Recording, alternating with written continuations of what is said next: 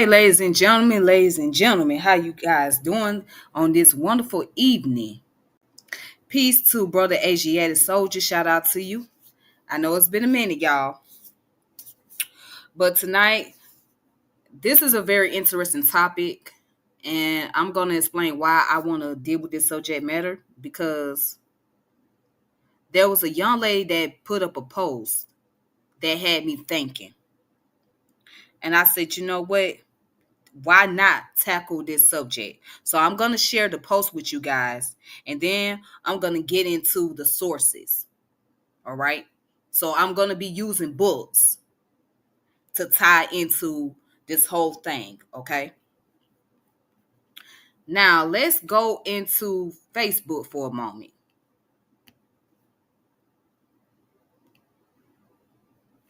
So I hope you guys can see my screen. Yay, yay. All right. Yay, yay.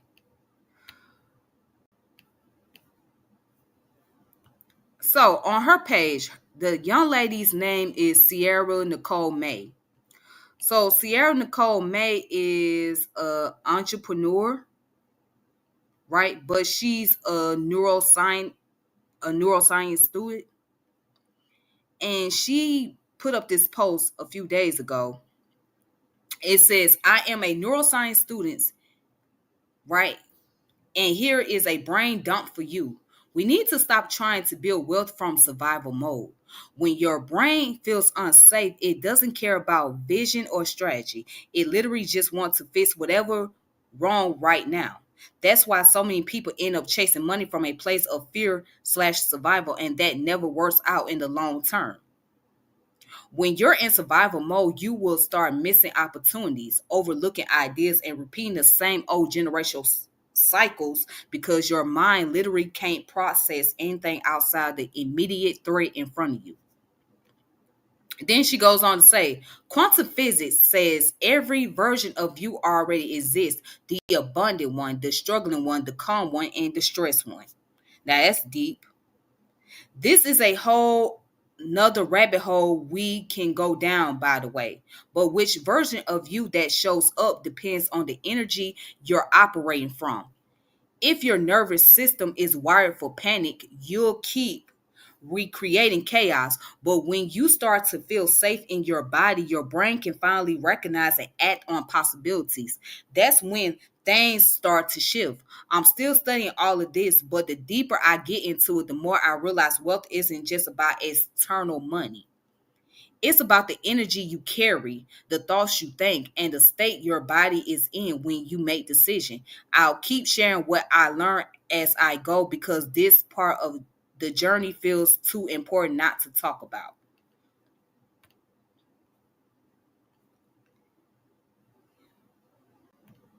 Now that's deep. That's really deep. Thank you so much. I appreciate it. Hey, that's really deep. Your brain is constantly in survival mode because it does not feel safe. This is something that we deal with on a consistent basis, on an everyday basis. This is an everyday basis for us. We have to go and get it. We have to go get it, right?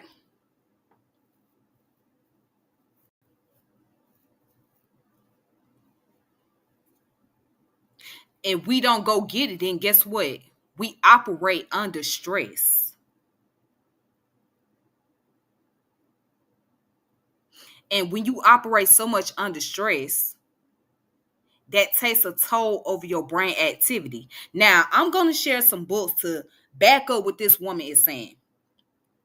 Okay? Because, see, this is something that we really have to talk about. And this is something that really, this is what we deal with a lot in our community, being in survival mode all the time. All right? So let's go into evolutionary psychology, shall we? Let's go into evolutionary psychology. Now, in evolutionary psychology, it talks about motivation and emotions. So, First thing,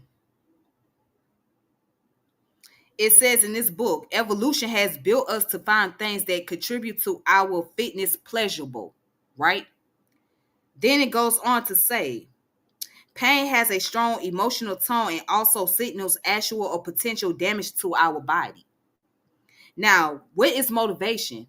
Motivation is generally thought of as the study of the directional and energizing aspect of behavior. Again, motivation is generally thought of as the study of the directional and energizing aspects of behavior. So when you have that drive for something, right? That's motivation. And those who are in survival mode, they become motivated to do whatever it takes to make sure they have the necessary resources. Watch this. It says animals shows periods when they are active and engaged in finding food, water, mates, and the like. At other times, they rest quietly. To casual observer, the environment of the animal has not changed. What accounts for the differences in behavior when there is no differences in the animal's surroundings? So, psychologists have developed the concept of motivation to explain these changes. Animal work to satisfy motives, which often change with changes in the internal rather than the external environment of the animal. Now, here's the definition of emotion. Emotion is commonly defined by its affective tone, that is, by its pleasantness or unpleasantness. And by definition, there are no neutral emotions. To be sure, there are situations in which we have mixed emotions, as when you get the job you wanted, but find out that an old enemy will be your boss. But emotion, by definition, involves affect. Now, watch this. It goes on to say, emotion cannot be separated from motivation. And why not? We will develop an evolutionary approach to motivation and emotion shortly, but first we need to talk about the relation between two concepts to a considerable extent. Psychologists think about motivation and emotion separately. Textbooks and courses tend to discuss either motivation or emotion, but not the two together. One of the main points of this chapter is that the two are closely related. And so the author gives an example of Richard Lazarus, 1991. He knows when we react with an emotion, especially a strong one, every fiber of our being is likely to engage. Our attention and thoughts, our needs and desires, and even our bodies. The reaction tells us that an important value of or goal has been engaged and is being harmed, placed at risk, or advanced. Now think about that. So when you have motivation, right, that brings about the emotion because you're becoming very passionate about what you got to do. And that puts you in a state of survival mode. So watch this. Emotion is our effective response to information that our goals are either being advanced or harmed. Okay?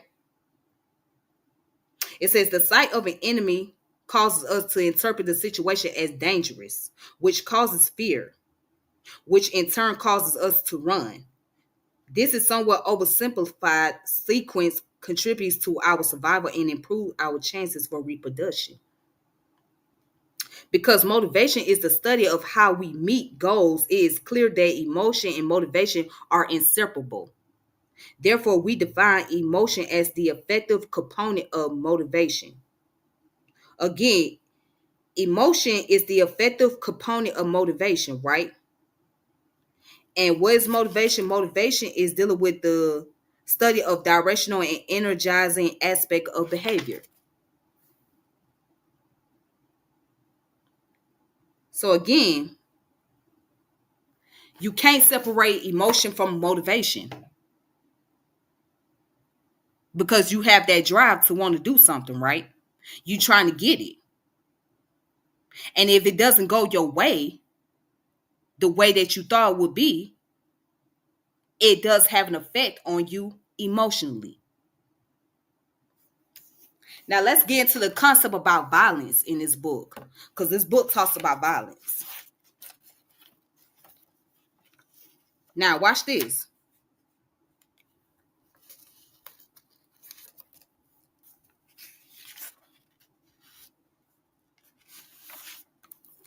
It says that when we look across species, the evolved function of violence is clear. Animal uses violence as a tactic to get their way,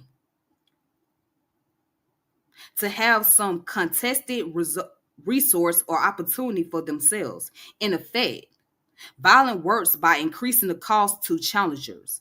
Any resources or opportunity has some finite value. If it will cost too much to acquire due to the violence of an opponent, it may be better to simply yield the resource. But violence also imposes costs on the aggressor in terms of risk and energy.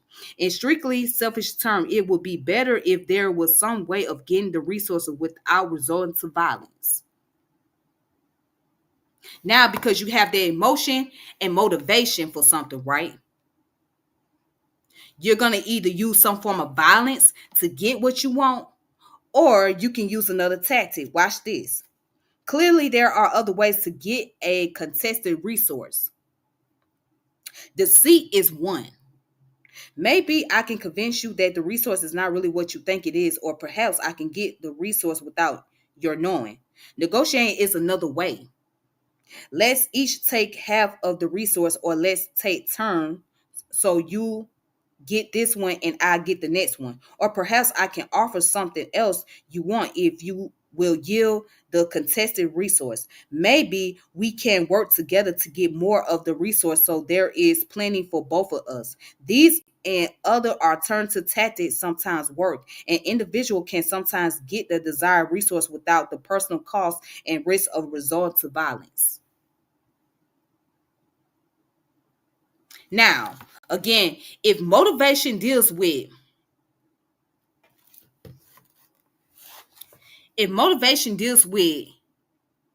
being able to focus on the desire, right? And be energized by that. And emotion deals with being able to show pleasantry or unpleasantry, right? Then those things combined can bring about, again, acts of violence or act of deceit or negotiation. Okay? Again, this all goes back to survival mode. Are y'all following me? We got to connect the dots here. All right?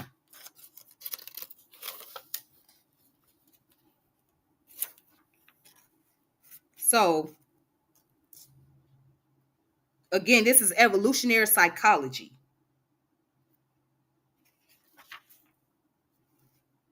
Now, also in this book, it goes into adaptation. All right?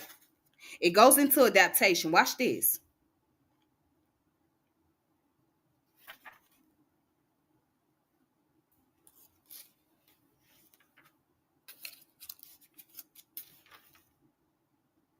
Okay, it says, who benefits from adaptation? As well developed as the theory of evolution is, there are still a few ambiguities that needs careful analysis. Adaptation exists because they aid reproduction, but whose reproduction? Mm.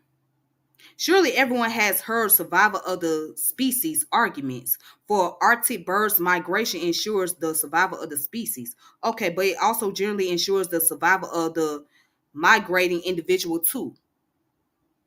Selection perpetuates advantages traits. Do we really have to worry about who reaps the advantages for better or worse? Yes, we do. Evolutionists claim that natural and sexual selection is the architect of living things.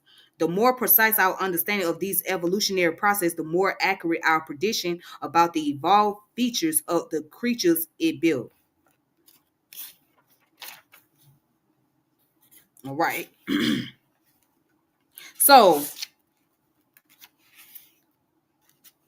adaptation is a part of the survival mode. Again, the adaptation is a part of survival mode. Watch this. Psychological adaptation has been designed by natural selection or produce adaptive behavior. Behaving appropriately is an important part of being fit. An animal with the anatomy of a wolf and the behavior of a sheep will leave few progeny. In fact, when we look around us in the world, we see that the behavior of each type of animal is marvelously adjusted to its particular environment. Why is that? Because again, survival mode. So once you adapt to that environment, right, you learn how to survive in that particular environment.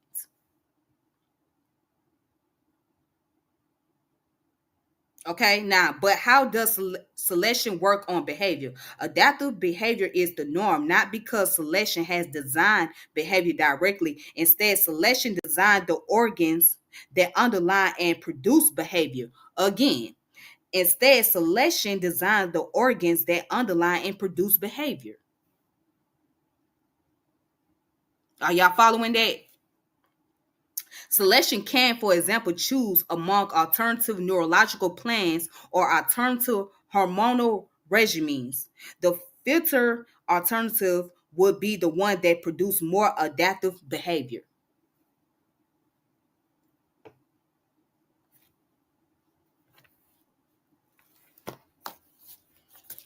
And this is evolutionary psychology, y'all. So this is what it means when you in survival mode.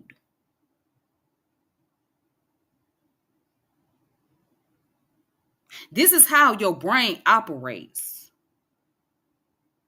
right? Here's another book right here that goes into it. The Essential of the Brain. Now, in this book, this deals with neuroscience in itself. It talks about attack and escape. It says strong emotion are an insensitive for action. When afraid, people try to escape. When angry, they want to fight. Emotion are connected to the stimulation of one of the branches of the autonomic nervous system, either the parasympathetic or sympathetic nervous system. These branches of the peripheral nervous system are tied to the fight or flight response.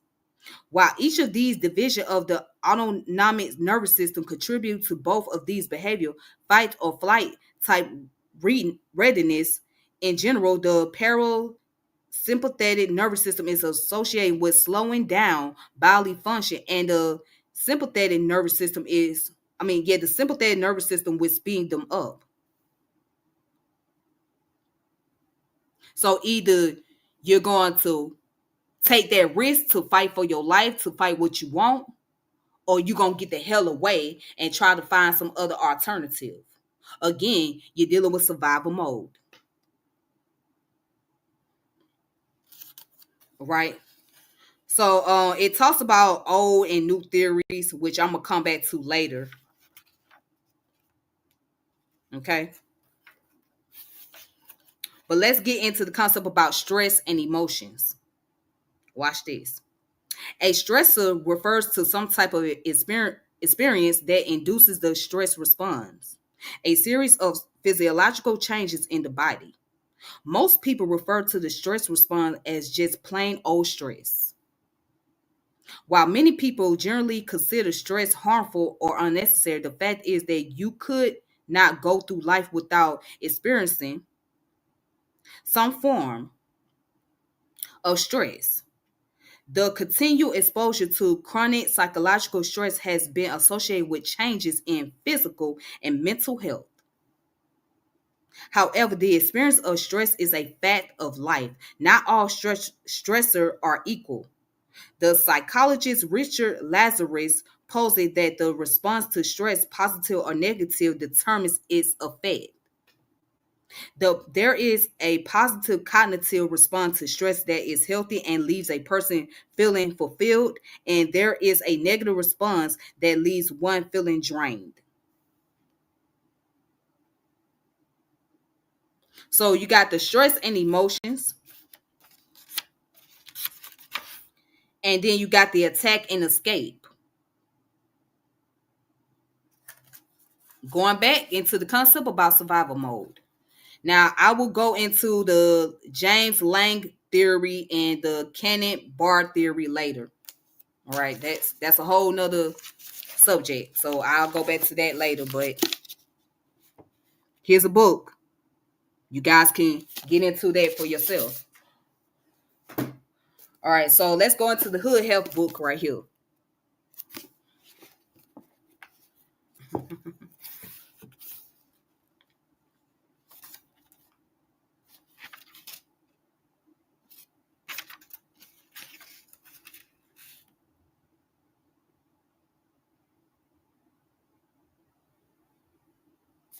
Now, with that, you got dealing with mood swings. All right, let's talk about mood swings.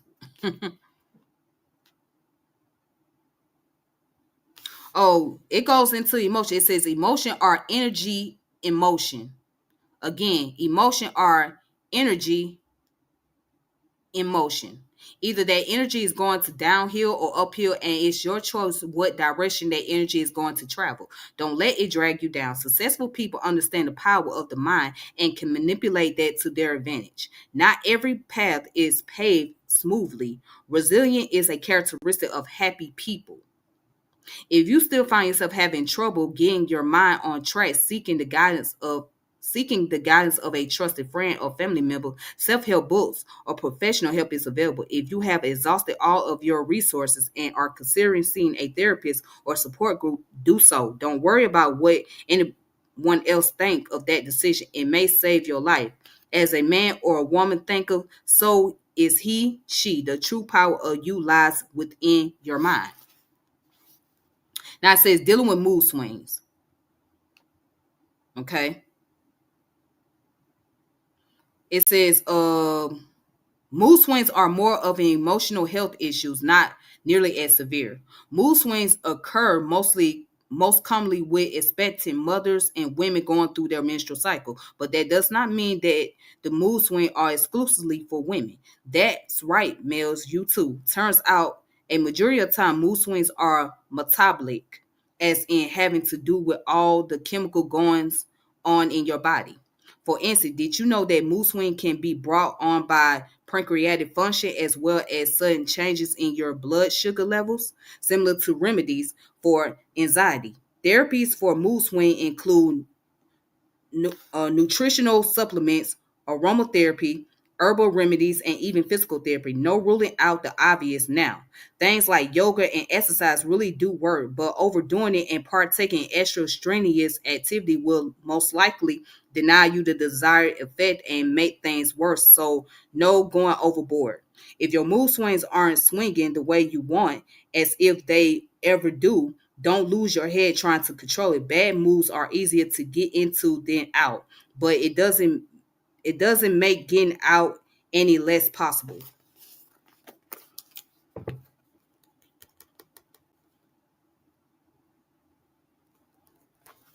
Okay?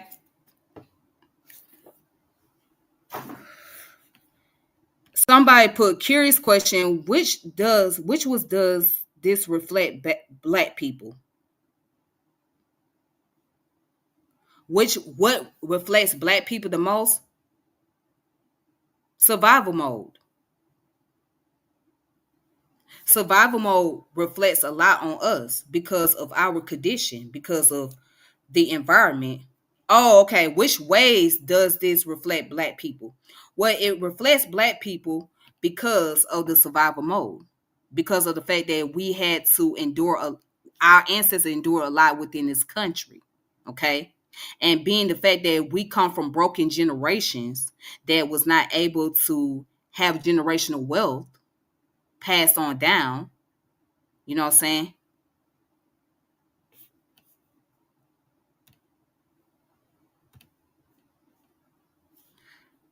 All right. So, anyways, because of the fact that our ancestors in their generation did not have generational wealth, right? A lot of us had to be put into that position of survival mode to get it how we live type of thing. So to get it how we live, right, that put us in a state of survival mode. You know, and then the whole concept of the crack cocaine era took a toll effect over us. Jim Crow, right?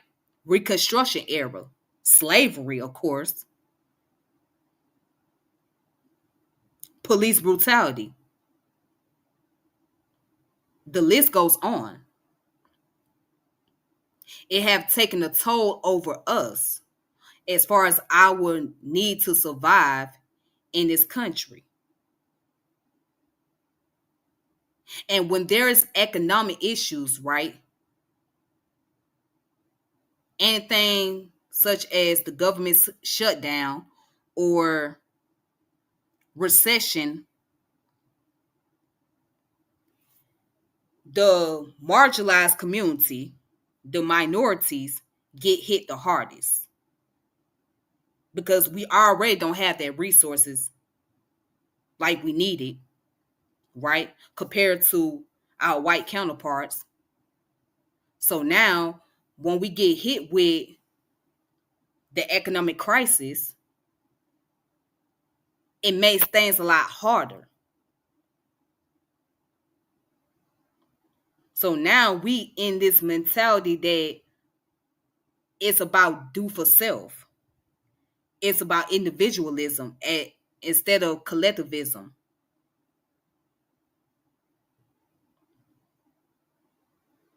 So I'm going to get the next man or the next woman for what I need for me and mine. So survival of the fittest becomes more of our thing. Not saying any other community don't deal with problems, but in the Black community, we deal with the most. We get hit the hardest when it comes to economic crisis. Um, and speaking of that, let's go into the concept about the body keep the score, brain, mind, and body in the healing of trauma by Bessel van der Kolk. Okay, MD. Now, let me show you what he says in this book.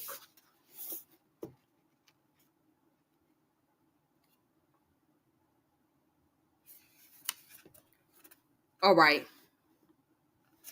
So, Organized to Survive, this book. It says when the brain's alarm system is turned on, it automatically triggers the pre-programmed physical escape plan in the oldest part of the brain. As in other animals, the nerves and chemicals that make up our basic brain structure have a direct connection with our body. When the old brain takes over, it partially shuts down the higher brain, our conscious mind, and propels the body to run, hide, fight, or on occasion freeze. By the time we are fully aware of our situation, our body may already be on the move. If the fight/flight/freeze response is successful and we escape the danger, we recover our internal equilibrium and gradually regain our senses. If for some reason the normal response is blocked, for example, when people are held down, trapped, or otherwise prevented from taking effective action, be it in a war zone, a car accident, domestic violence, or a rape, the brain keeps secreting stress chemical and the brain's electrical circuits continue to fire in vain. Long after the actual event has passed, the brain may keep sending signals to the body to escape a threat that no longer exists.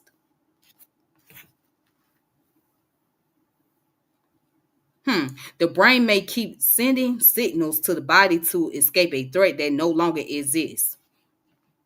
And do you guys know what that's called? That's called PTSD, post traumatic stress disorder. That's what happened when you have post traumatic stress disorder. What happened is your brain gonna keep sending that signal to the body because it's trying to escape that threat that is no longer there physically, is not there, but in the mind, in the brain, it exists. So you could be around something, right? And you could be around that someone, that person will bring about a reminder of the individual who may have violated you or who have put your family in danger, right? But that person didn't do anything wrong, but because of the fact that that individual come from a similar background as your predator or as the person that have victimized you, your brain is sending that signal like, oh, there's a threat. When that person is not really a threat, but it's because that person is a reminder, that person look like that individual. So yeah, again, this is what PTSD look like. The brain keeping secreting stress chemicals and the brain electrical circuits continue to fire in vain. The brain may keep sending signals to the body to escape a threat that no longer exists.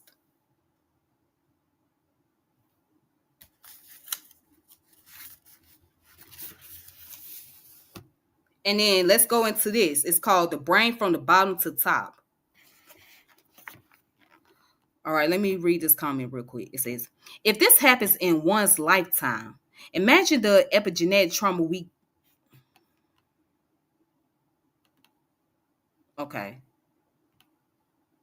let me get that. It says,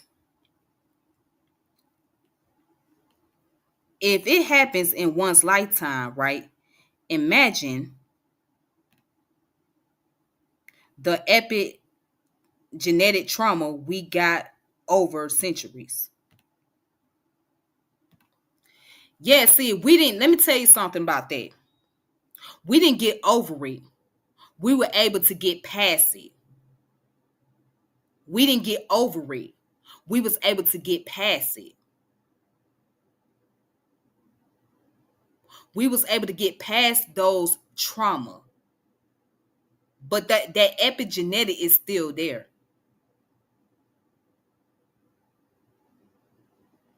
It's still there. You're just able to get past it. So you still carry on the traits of that trauma wherever your mother, your grandmother, or your father, or whoever, whatever they went through, you carrying it in your genes. It just you don't respond to it. You're able to get past it, but you carrying it. And then sometimes there's a domino effect, meaning that if your father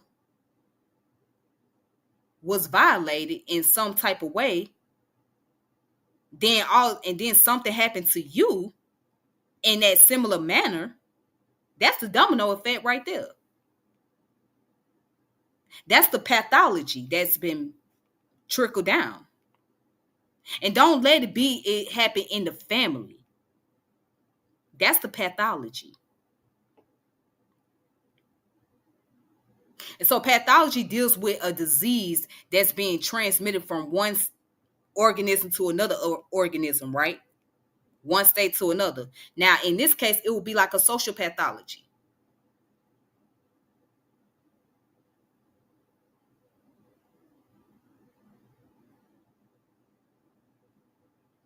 And I'm glad that you brought that up because I have another book that goes into that.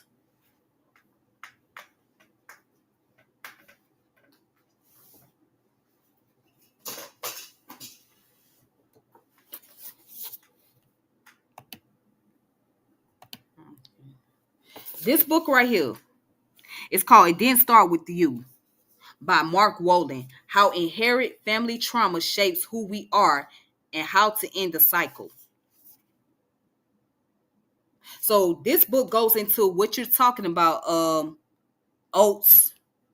It goes into it.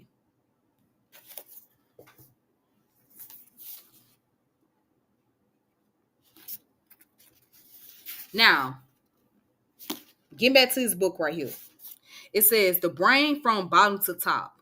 The most important job of the brain is to ensure our survival, even under the most miserable condition. Everything else is secondary.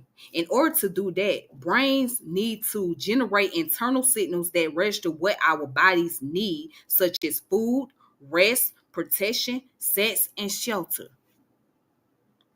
Right? Create a map of the world to point us where to go to satisfy those needs. Generate the necessary energy and action to get us there. Warn us of dangers and opportunities along the way and adjust our action based on the requirement of the moment. And since we humans are mammals, creatures that only survive and thrive in groups, all of these imperatives require coordination and collaboration. Psychological problems occur when our internal signals don't work, when our maps don't lead us where we need to go, when we are too paralyzed to move, when our actions do not correspond to our needs, or when our relationship break down. Every brain structure that I discuss has a role to play in these essential functions. As we will see, trauma can interfere with every one of them. That's deep. All right, that's really deep. So it says our rational cognitive brain is actually the youngest part of the brain that occupies only about 30% of the area inside our skull. The rational brain is primarily concerned with the world outside us, understanding how things and people work and figuring out how to accomplish our goals. Um, also, yeah, how to accomplish our goals and manage our time and sequence our action. Beneath the rational brain lie two evolutionarily older, right? And to some degree separate brains which are in charge of everything else. The moment by moment registration and management of our body's physiology and the identification of comfort, safety, threat, hunger, fatigue, desire, longing, excitement, pleasure, and pain.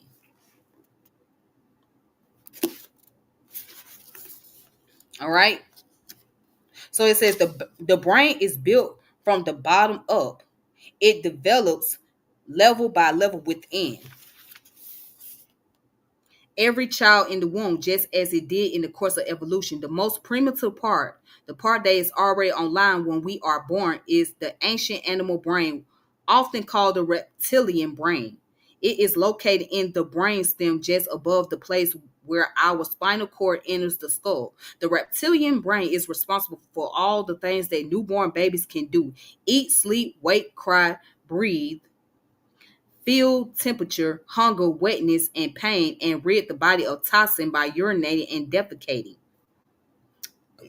The brain stem and the hypothalamus, which sits directly above it, together control energy levels of the body. The coordinate They coordinate the functioning of the heart and lungs and also endocrine and immune systems, ensuring that these basic life sustaining systems are maintained within the relatively stable internal balance known as homeostasis.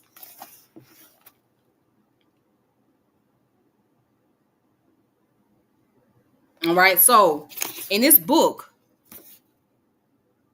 in the chapter 4, which is running for your life, the anatomy of survival. Okay, so he explains the functions of the brain, right?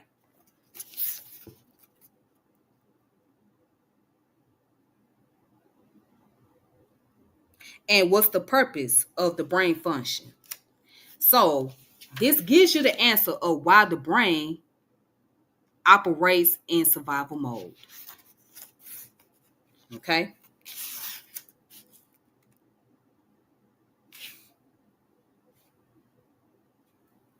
Now, let's get into the concept of identifying danger, the cook and the smoke detector.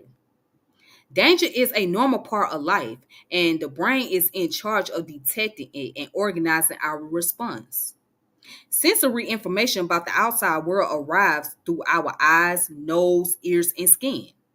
These sensations converge in the thalamus, an area inside the limbic system that acts as the cook within the brain. The thalamus stirs all the input from our perception into a fully blended autobiographical soup and integrating coherent experience of this is what is happening to me. The sensations are then passed on into two direction down to the amygdala, two small almond-shaped structures that lies deeper in the limbic unconscious brain and up to the frontal lobes where they reach our conscious awareness.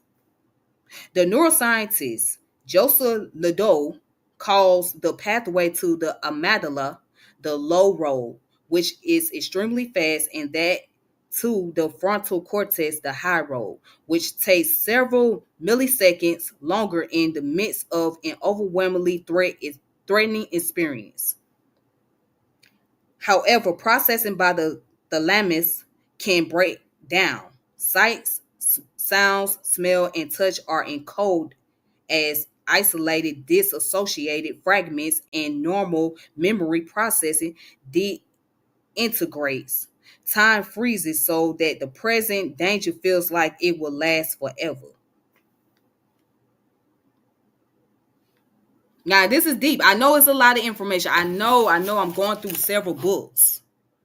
But this is how you understand the survival brain. This is how you understand the survival mode. When you get into understanding these concepts, you got to deal with from a neuroscience and a neuropsychology and also evolutionary psychology standpoint. So this is why you are constantly in survival mode. This is why you are in that state that you're in. And I'm talking especially to my people because we got to know this. So for those of you that are in neuroscience studies, right, or you studying psychology, sociology, or anthropology at that, you got to study the brain function.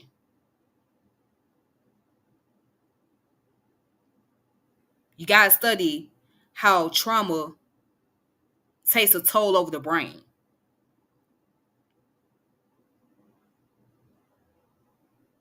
PTSD.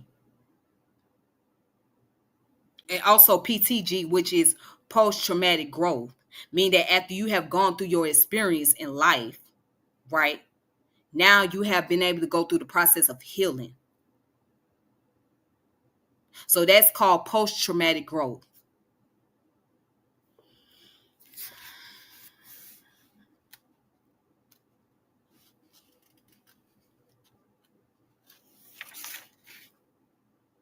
All right. So it says the amygdala's danger signal triggers the release of powerful stress hormone, including the cortisol and adrenaline, which increase heart rate, blood pressure, and rate of breathing, preparing us to fight back or run away. Once the danger is past, the body returns to its normal state fairly quickly. But when recovery is blocked, the body is triggered to defend itself, which makes people feel agitated and aroused. While the smoke detector is usually pretty good at picking up danger clues, trauma increases the risk of misinterpreting whether a particular situation is dangerous or safe. You can get along with other people only if you can accurately gauge or gauge whether their intentions are benign or dangerous. And benign means that if their intention are good.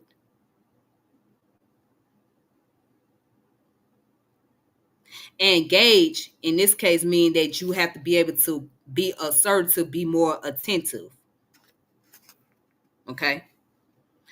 Anyways, it says even a slight misreading can lead to painful misunderstanding in relationships at home and at work.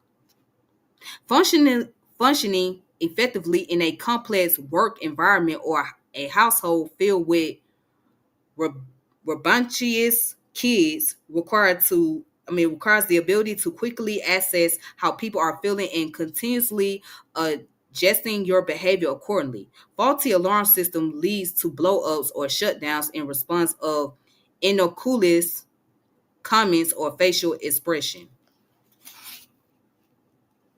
This is our brain. That little small organ. That small organ. This is our brain. This is how our brain works.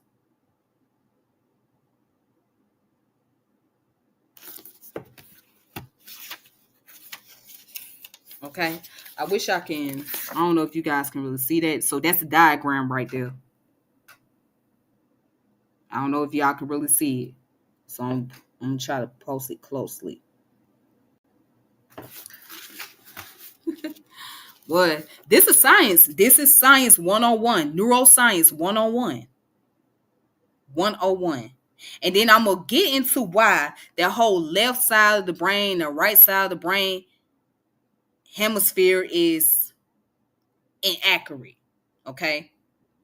There's this concept called the whole brain, which was a theory that was studied by Ned Heyman. All right. Ned Heyman studied the concept and called it the whole theory of the brain. So that he broke it down into 4 different parts. I have my notes and I'm going to get into that. But let's continue. Now, it says controlling the stress response, the watchtower. The amygdala is the smoke detector in the brain. Think of the frontal lobes and specifically the medial prefrontal cortex located directly above our eyes as the watchtower, offering a view of the scene from on high. Is that smoke you smell the signal that your house is on fire and you need to get out fast, or is it coming from the steak you put over too high a flame? The amygdala doesn't make such judgment. It just gets you ready to fight back or escape even before the frontal lobes get a chance to weigh in with their assessment. As long as you are not too upset, your frontal lobes can restore your balance by helping you realize that you are responding to a false alarm and abort the stress response.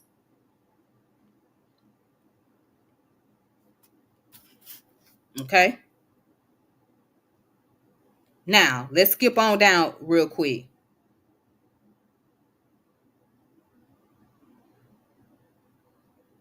In PTSD, which is post-traumatic stress disorder, the critical balance between the amygdala, which is the smoke detector, and the MPFC, which is the medial prefrontal cortex, right? That is the watchtower. Shift radically, which makes it much harder to control emotion and impulses. Neuroimaging studies a human being in highly emotional states revealed that intense fear, sadness, and anger all increase the activation of subcortical brain regions involved in emotion and significantly reduce the activity in various areas in the frontal lobe, particularly the MPFC, which is the medial prefrontal cortex. Okay. When that occurs, the inhibitory capacity of the frontal lobe break down and people take leave of their senses.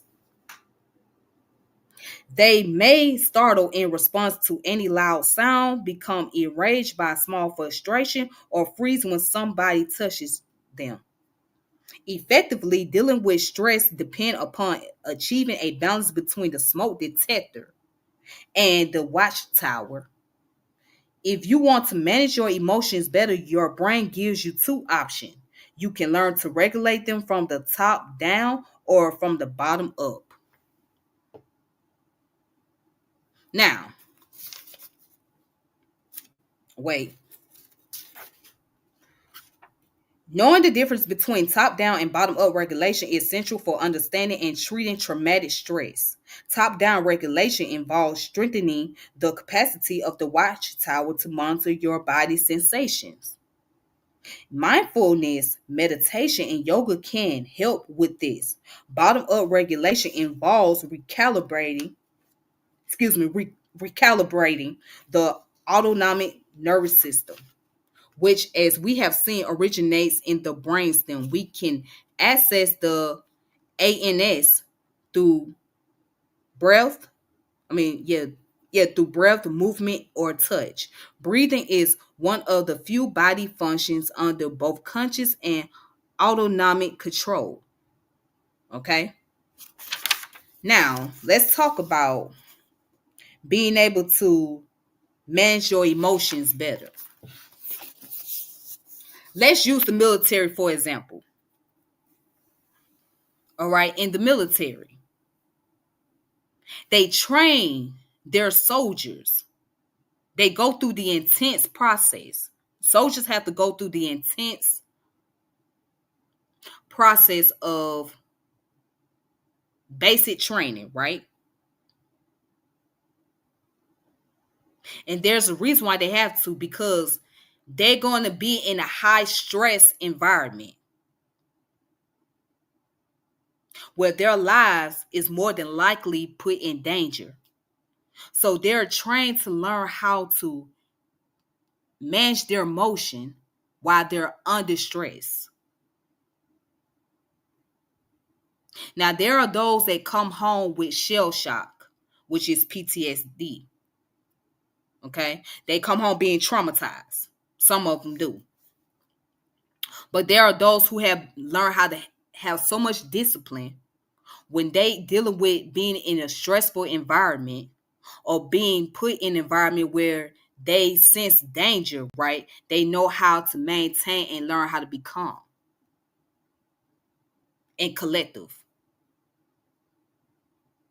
How do you respond to danger?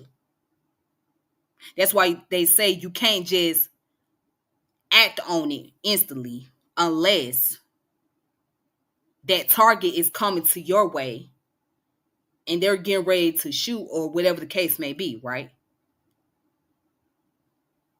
So what you have to do is you have to be able to play it out. You have to be able to calculate the situation. Now, in some cases, you're not able to do it. But in certain cases, you're able to know how to weave around your enemy without being the target.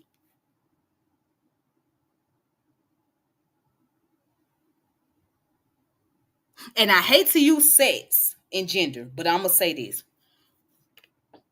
Men are better at being able to manage themselves under a high stress environment than women.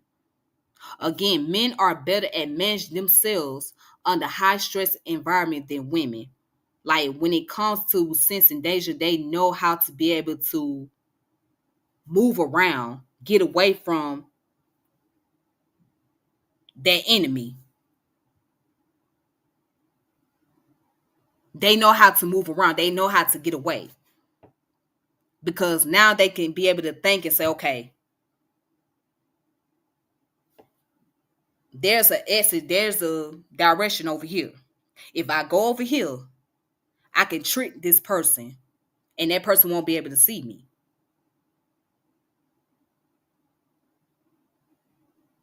So they are trained to deal with that because by nature, men are aggressive, physically aggressive, right?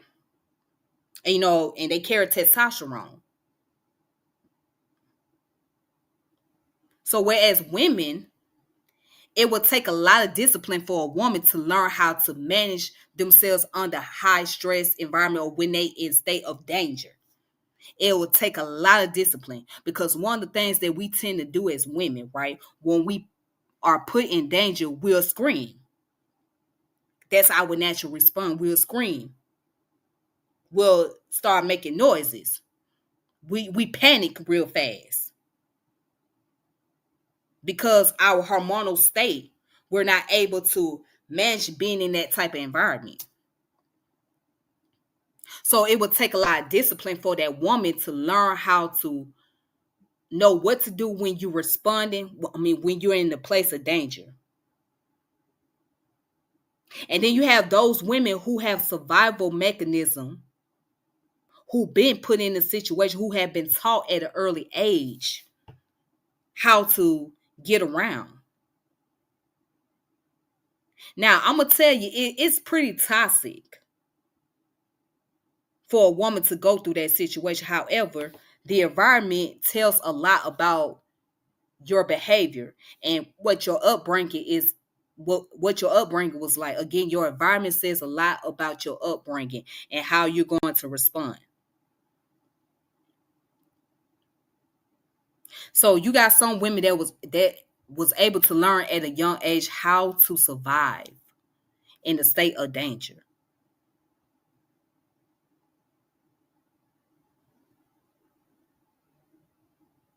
Then you have a lot of them that don't know what to do. They don't know proper self-defense tactics. And it is going to take a lot of discipline for women to actually learn that.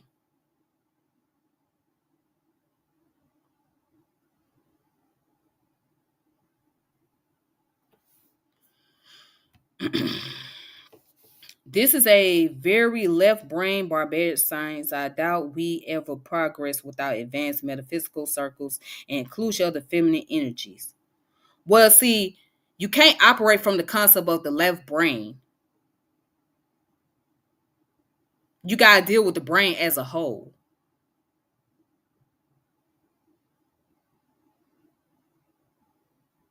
You got to look at the brain as a whole. Because, see, if you just focus on the left side of the brain, the right side of the brain, you're not going to understand the brain in its totality. You're not going to understand the brain as a whole. So let me go ahead and get this information for y'all real quick.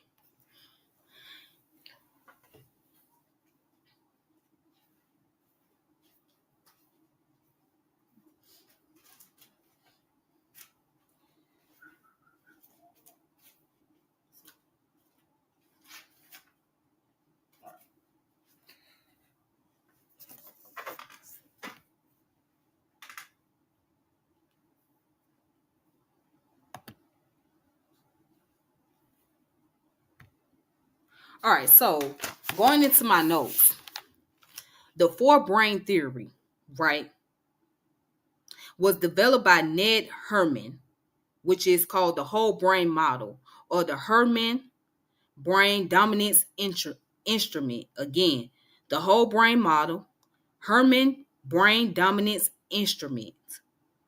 Now, he break it down into 4 different parts. You have the analytical, practical, relational, and experimental. All right. The analytical focuses on facts, logic, data, and quantitative analysis. All right. That's that part of the brain.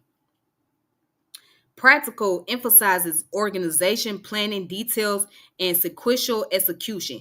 Now, this is when your brain is in survival mode, because now you're dealing with the practical aspect of your brain. All right.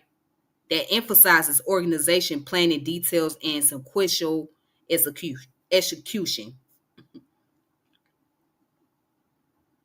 You have relational, feelings, interpersonal connection, emotion, and nonverbal communication. Now, that's something us as women, we tend to do a lot, right? Have feelings, interpersonal connection, emotions, and nonverbal communication. Like, that's very common with our trait as women. I mean, that's common for all humans, but more so very common for women. Then you have the experimental, which is bit thinking, intuition, creativity, innovation, and risk taking. So with our brain in a state of survival mode is going to be practical and it's going to be more so experimental because you're taking the approach of responding to things, right? And it's experimental because you're taking a risk at responding to a situation.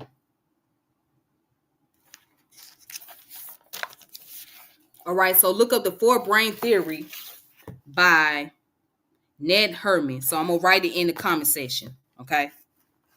The four brain theory. Four brain theory by Ned Herman. And shout out to Titan Debate League. Shout out to brother and was it A1?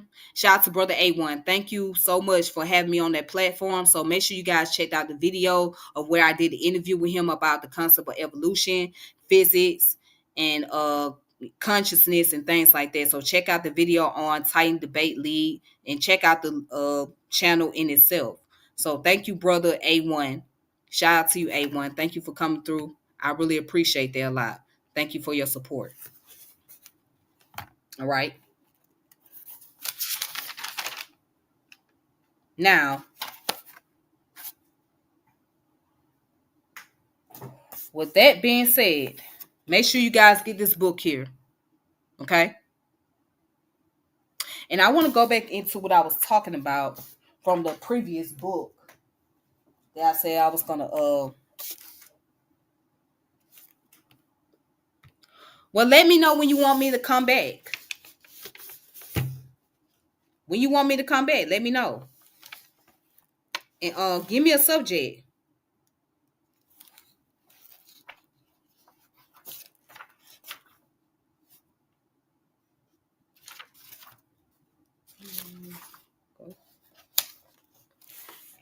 Let me know when you want to come back, brother. And what's the subject you want to talk about?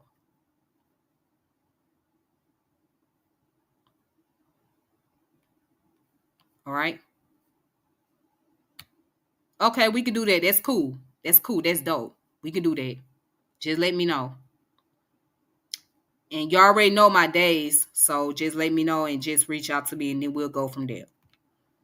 All right. So let's look at these theories. The James Lange theory and the Cannon-Bard theory, okay?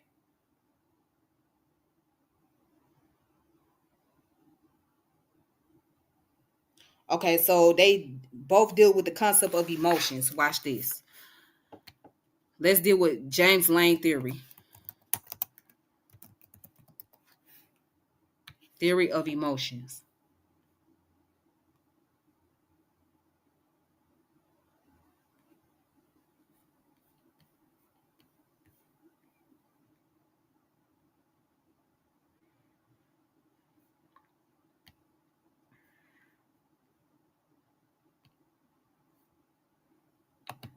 And I appreciate you. Thank you. I appreciate you a lot.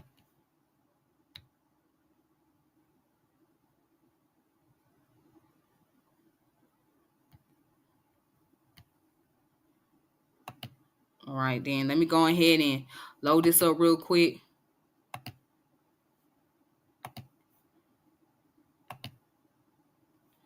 All right, so I hope you guys can see my screen.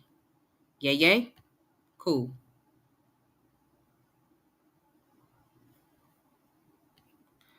I don't know what that is. I would have to look into that. So I don't know anything about that. You have to enlighten me on what that is first before I can give my thoughts into it because I don't know anything about it.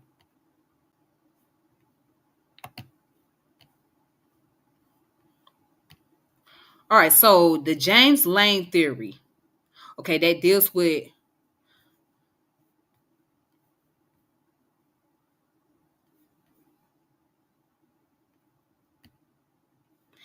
with the hypothesis on the origin and nature of emotions, right? So the James Lange theory of 1884 is a hypothesis on the origin and nature of emotions and is one of the earliest theories of emotion within modern psychology, right? So it was developed by uh, philosopher John Dewey, and named for two 19th century scholars, William James and Carl Lang. The basic premises of the theory is that physiological arousal instigates the experiment of emotion.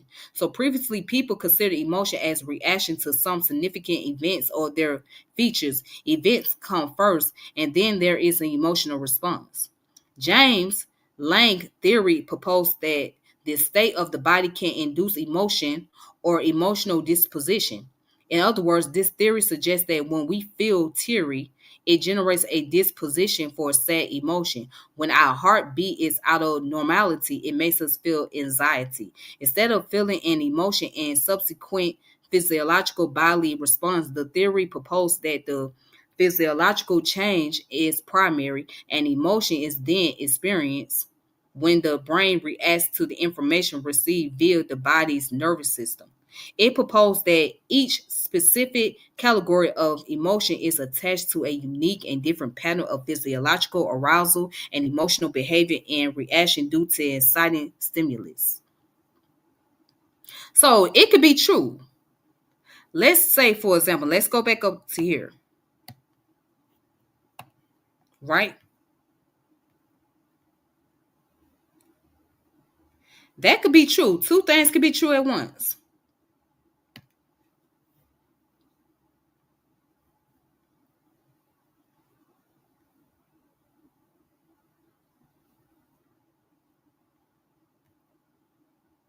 Okay, so let's just say, for example, let's say that you was in pain for a while.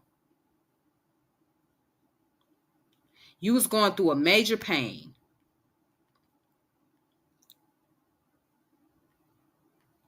And all of a sudden, let me hold on. Okay. Let's say you're going through something serious, like a serious pain in your body. You don't even know why you got this headache. You just know that you got a headache so bad. And then the headache is so, it done got worse over time to the point that you start breaking down in tears. You wondering, why do I have such a headache? Why this migraine won't go away? What's causing me to, what is it about this migraine that's making me so emotional? Why am I crying? So what's the first thing you're going to do to figure out why you got a serious migraine? You're going to go to the doctor, right? So you make a doctor's appointment or you go to the emergency room because the pain is so intense.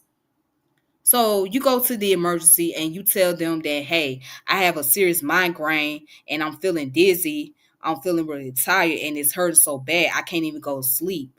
You are emotional. You under distress about this situation, right? So the doctor rush you to the ER, whatever, right? And then they run tests on you. They run tests on you. They find out, they try to find out what's wrong with you. So they go and do the CAT scan or do the MRI, whatever. And they discover that there's a tumor. There's a tumor in your brain. There's this big tumor that's been sitting there. You didn't know anything about, but the tumor is so massive that the doctors can't do anything about it. So the doctors bring you the sad news and say, well, this is why you have a tumor here. I mean, this is why your brain is hurting. This is why your head hurts so much. Because based on the test results and based on doing the scan and whatnot, we found out that you have cancer. You have brain cancer. Now you find out that you got brain cancer. That sent the whole, it sends a signal to your whole entire body. So now it take a toll and stress on your body because you find out that you have cancer all along and you didn't know. You just thought you had a migraine headache. So I could see this theory being, I could see this theory being true because again, your body starts off, your head starts hurting, right? You get into tears, you start crying. And then when you go to the doctor, You find out that you have cancer. All this time you had cancer and you didn't even know it. Now it puts you in a state of depression. It puts you in a state of depression because once you have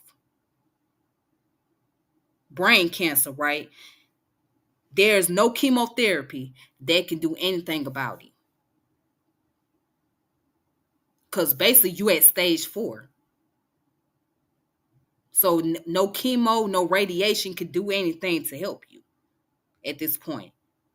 You just gotta hope for a miracle, right?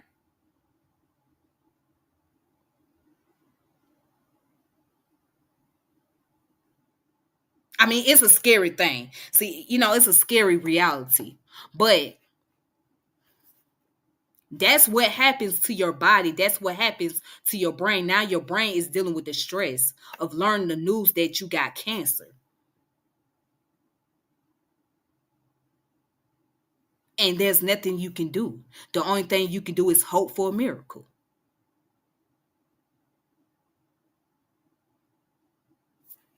Right? So that's that theory. Now let's go into the other theory. Oh my God, what the heck is going on here? Okay.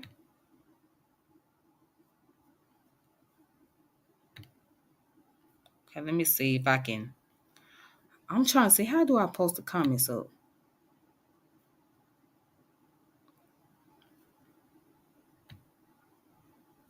Let me see, how do I post the comments up on here?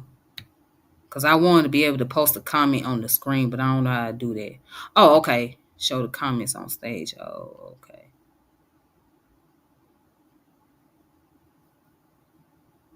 Okay, never mind. All right. Anyways, now let's go to the next one.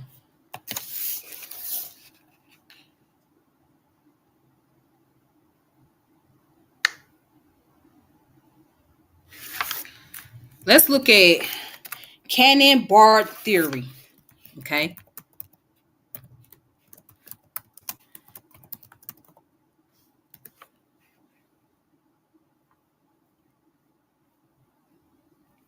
All right, so let's go ahead and post this one up.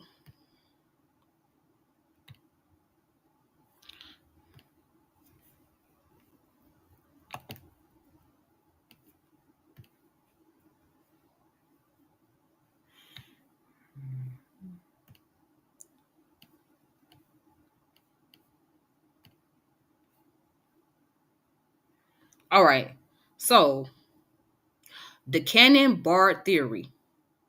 The main concept of the Cannon-Bard theory are that emotional expression results from the function of hypothalamic structures, and emotional feelings results from stimulation of the dorsal thalamus.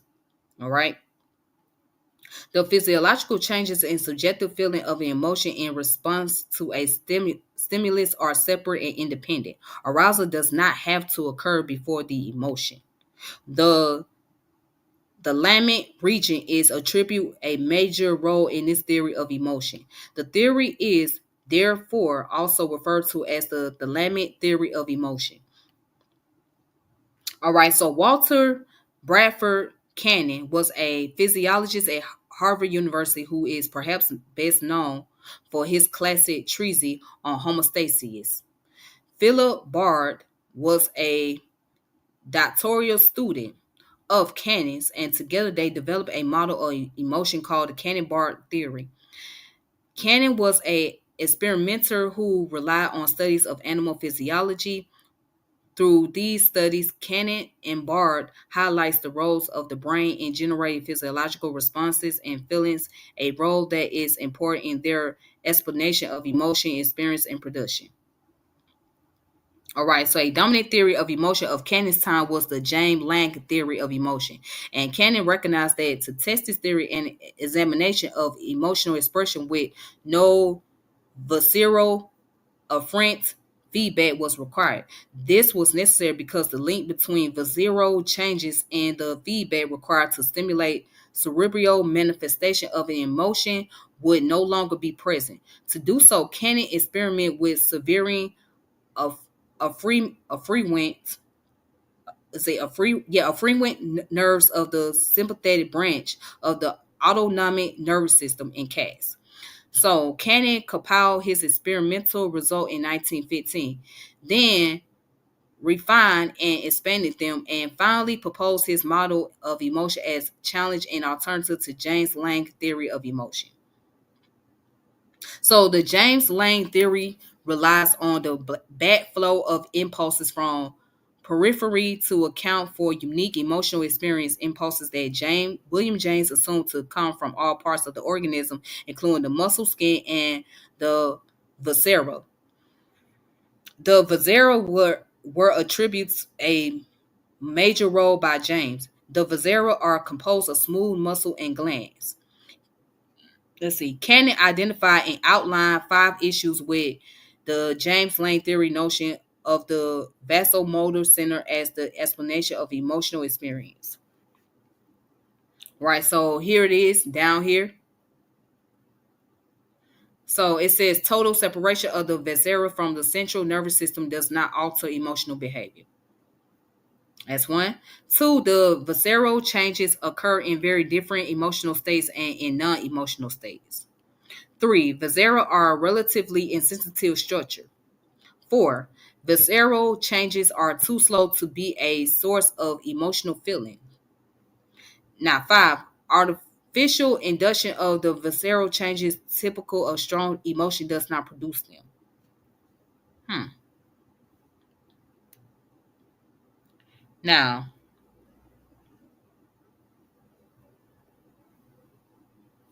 let's get into this. So, Cannon summarized research done by Buttervik regarding emotional expression. Now, if I mispronounce the name, forgive me, because I do mispronounce words. In this research, it was argued that emotional expression must be independent of the cortex because the expression of emotion cannot always be inhibited or controlled, right? Because visceral changes occur independent of our control, and because these responses, which cannot be inhibited, are seen soon after birth before cortical management is developed. Furthermore, after cerebral hemispheres were removed from animals test subject, correct affective response could be elicited by appropriate stimulation. These emotional effects were no longer present when the optic thalamus was removed from the animals. Thus, it was concluded that this region played a significant role in the expression of emotions. Okay. So, to further support the assertion that emotional expression results from action of subcortical centers, Cannon and Britton performed further experimental research with cats. Cats were decorticated, and after a period of recovery, they spontaneously displayed behaviors characteristic of intense fury. That sounds familiar, and I'm finna break that down.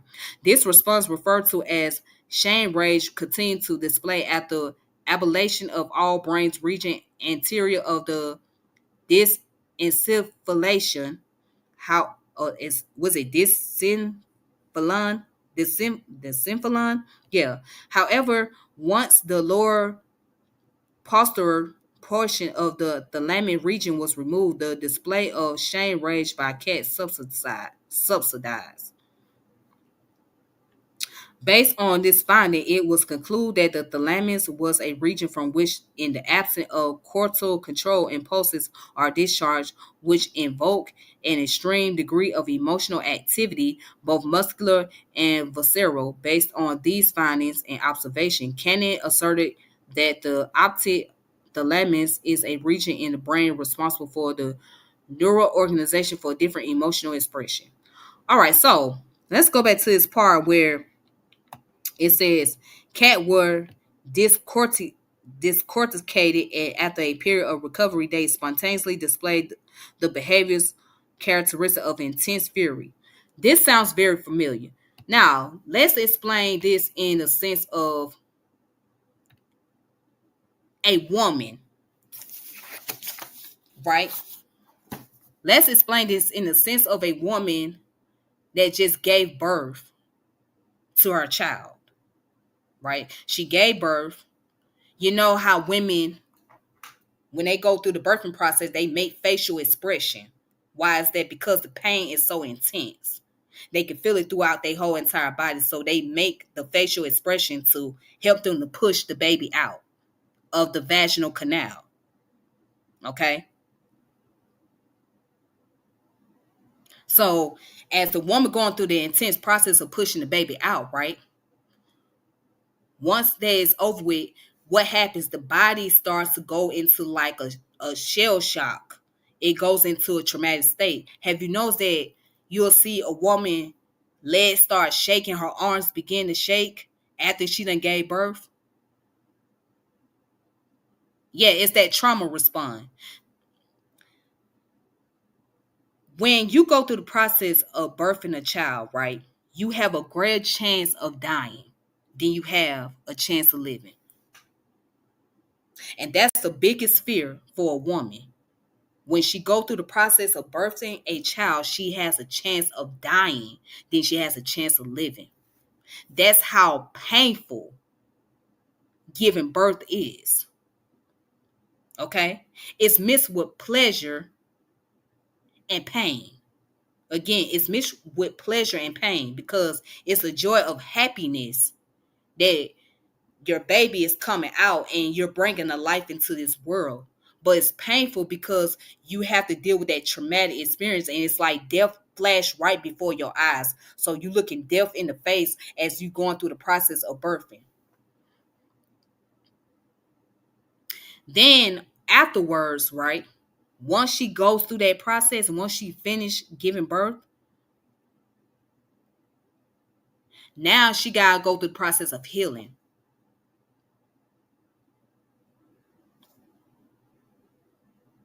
Because at this point it takes almost like, well, it takes a month and a half for the woman's body to fully heal up after giving birth. It takes a woman's body a month and a half to heal up after giving birth. Why? Because the hormones is all over the place. It's like chemical imbalance, right? So the body is still thinking that you're still pregnant. The body is still thinking that it's fertilizing when it's not. So watch this. Afterwards, she go through the process called the postpartum depression. Now, postpartum is something serious that women deal with. Now, it's a mental situation. Okay, it's like you dealing with the stress of becoming a mother, especially if you're a first time mother. You're gonna deal with that stress because your brain's still trying to process all of this. So your brain is preparing you for the state of motherhood. So you learn how to deal with your maternal instinct. You understand? Again, you're dealing with the maternal instinct as a mother. So your brain is preparing you for all of this and it's causing the eruption of your hormones. So your hormones is all over the place, right? So one minute you might be happy. Then you'll get frustrated and mad as hell when you hear the baby cry. And the baby is, don't let the baby be sick. And the baby is constantly crying. And you got to change the baby's diaper. And you got to wash the baby up, feed the baby. And you got to get up at a certain time to do so. That causes a lot of frustration because, again, you're trying to deal with your maternal instinct. And your brain activity is trying to get used to it. So now it's messing with your hormones. You like, damn, oh my God, what am I going to do? You lose your mind. You're going crazy. You're going insane. What am I going to do? Oh my God, I need help. Oh my fucking God. Yes. But no, seriously. So when I look at that theory about the Cannon Barr theory, it makes me think of the woman childbirth, right? And postpartum depression. You're going insane. So you like, how do I survive this? How do I get through this process? And then some women, they don't really deal with postpartum, or they know how to manage their postpartum. They know how to keep it under control. But that's a dangerous time for a woman. When she under postpartum depression, it's like you got to really watch her. You got to pay attention to how she treats the baby, how she treats her kids around her. You got to watch, you got to monitor, because if not, then she's bound to do something that she's going to seriously regret in the long run. Again, she's bound to do something that she is going to seriously regret in the long run. Again, this is a survival mode of the brain. Your brain is trying to get you to function, right? And that's one aspect of it. That brain is controlling their hormones. And it's like your hormones and your brains are fighting each other at the moment. They like,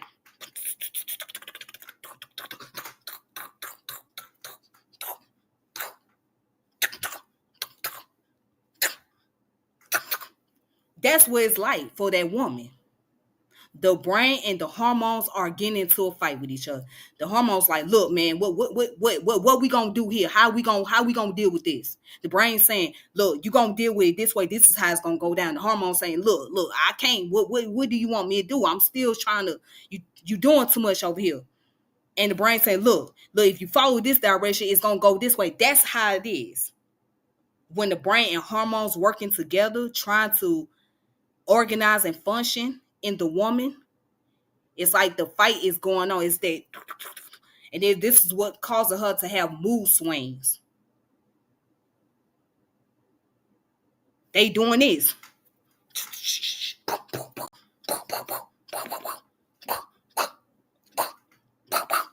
They fighting each other. I know I'm a little animated. I like to be animated at times. Yeah, I like to get animated. So, but yep, that's the oh my god, I don't know why it's doing this, child. My screen going in. Yeah. I don't know why it's doing it. I don't know what's going on with this. Sometimes the screen gets smaller. So let's see. Maybe I can. Okay. Okay, cool. All right. So, anyways, that's that. Um, so let's go into the concept about the psychology of money. Okay. The psychology of money. Now, when you're in that survival mode, dealing with financial crisis really triggers the hell out of you.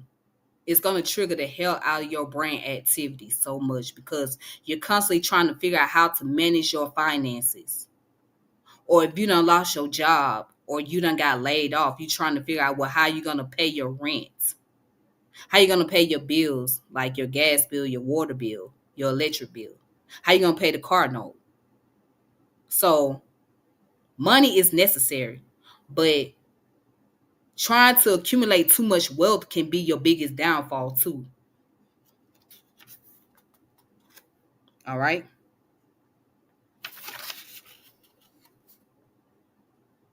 Now, let's go into this book.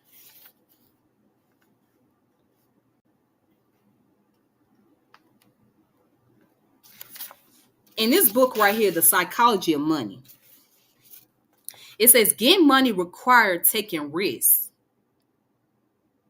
being optimistic, and putting yourself out there. Going back to the concept of emotion and motivation. Being optimistic deals with what? Your motivation, right? Which drives your emotion. And how does it drive your emotion? Because it causes you to take risk and put yourself out there. So you're taking risks, which deals with the emotional drive. But being optimistic is what bringing the motivation. Now, anyways, getting money requires taking risks, being optimistic, and putting yourself out there. But keeping money requires the opposite of taking risk. It requires humility and fear that what you've made can be taken away from you just as fast. Again, survival mode. It requires frugality, right? It requires frugality and an acceptance that at least some of what you've made is attributable to luck. So past success can't be relied upon to repeat indefinitely. Okay? So when you're in survival mode, right, and you're trying to hold on to the money, right? So that way you can have something for the future or in case of emergency, what you're going to do, you're going to manage how you spend your money. You're going to try to, if you're going out to buy products or doing grocery shopping, you're going to look for something that is on sale. That's the main thing. People, don't let it be a Black Friday. Let's say Black Friday, for example. People love Black Friday. Why is that? Which is coming up pretty soon after Thanksgiving. People love Black Friday because so much items is on sale. So you get a large discount on multiple items. Stuff that will be very expensive to buy. Okay.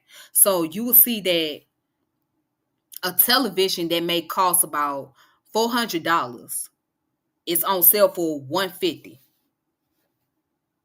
And now you got all these people, or even like if you buy a carousel, right, a game system for your kids.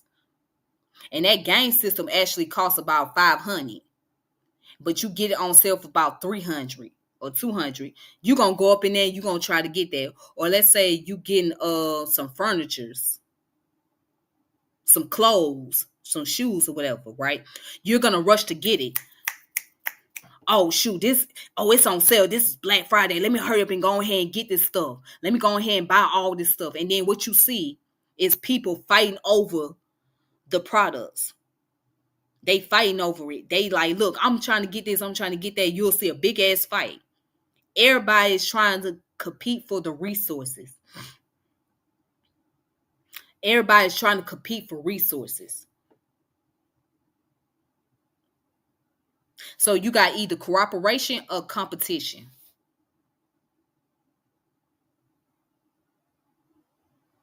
And they're trying to compete for that resource.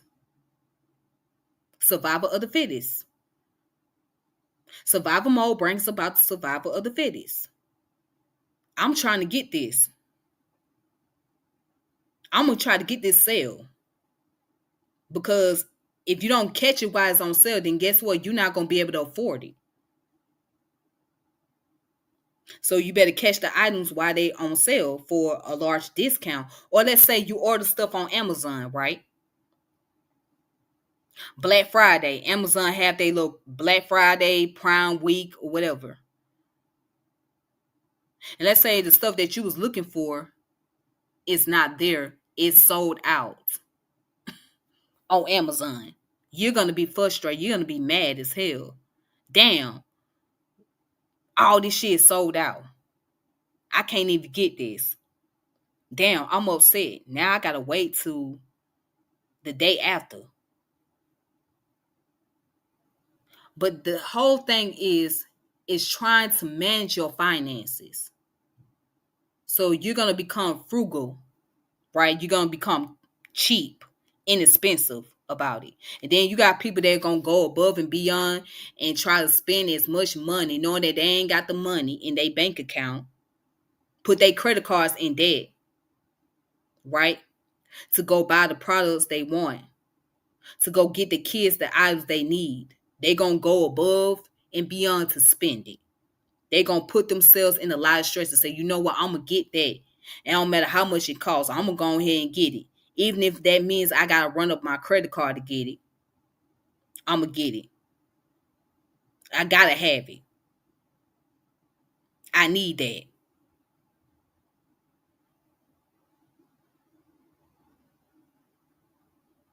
If it's something that came out and that's a part of this advancement of technology, they're gonna get it. If it was a new outfit made by a certain designer, they're gonna go get it.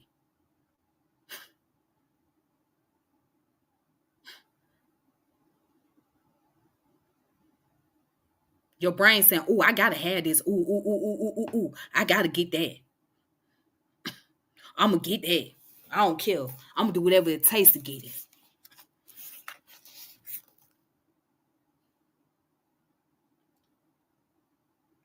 All right.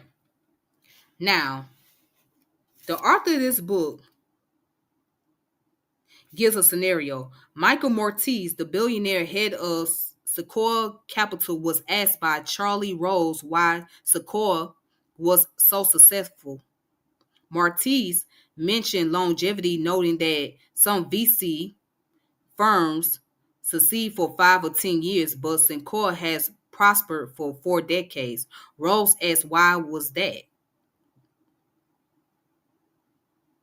And Mortez, I think we've always been afraid of going out of business.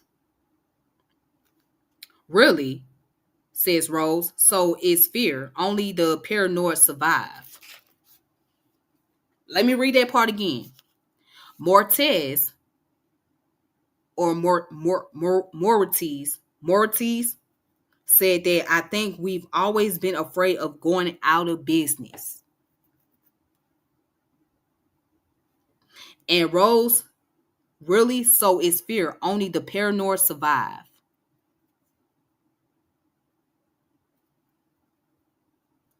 Hmm. So living in a society like capitalism puts you in that state, push you in that mode of survival. Either you going to fight or flee. So in this case, Moritz, Moritz. I'm sorry, Michael Moritz. So Michael Moritz says, no, we always been afraid of going out of business. So in other words, because he's in the capitalistic society, right? He has to put up a fight to keep the business going. Otherwise, he's going to be forced to liquidate, meaning that he's got to sell all the products, make sure everything's on sale, whatever the case may be. And he's just going to have to surrender. So what he's saying here, I refuse to surrender. Again, fight or flee.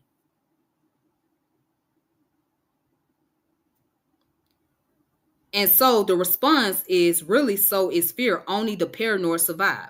And Maurice says there's a lot of truth to that. We assume that tomorrow won't be like yesterday. We can't afford to rest on our laurels. We can't be complacent. We can't assume that yesterday's success translate into tomorrow's good fortune. So in other words, he's saying, you know what?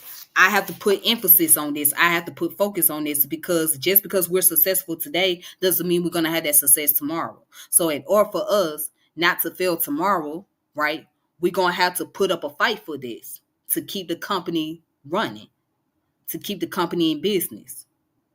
If I don't put up a fight for this and I get too comfortable, then my business will perish.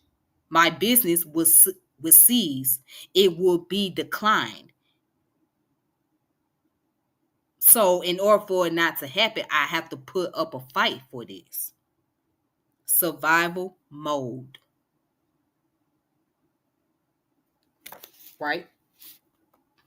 Here again, survival, says the author.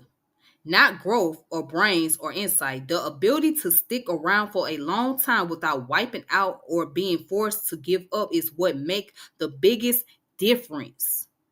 This should be the cornerstone of your strategy, whether it's investing or your career or a business you own. There are two reasons why a survival mentality is so key with money. One is the obvious: few gains are so great that they're worth wiping yourself out over. Again, few gains are so great that they're worth wiping yourself out over. The other, as we saw in chapter 4, is the counterintuitive math of compounding. Compounding only works if you can give in assets years and years to grow. It's like planting oak trees. A year of growth would never show much progress. 10 years can make a meaningful difference, and 50 years can create something absolutely extraordinary.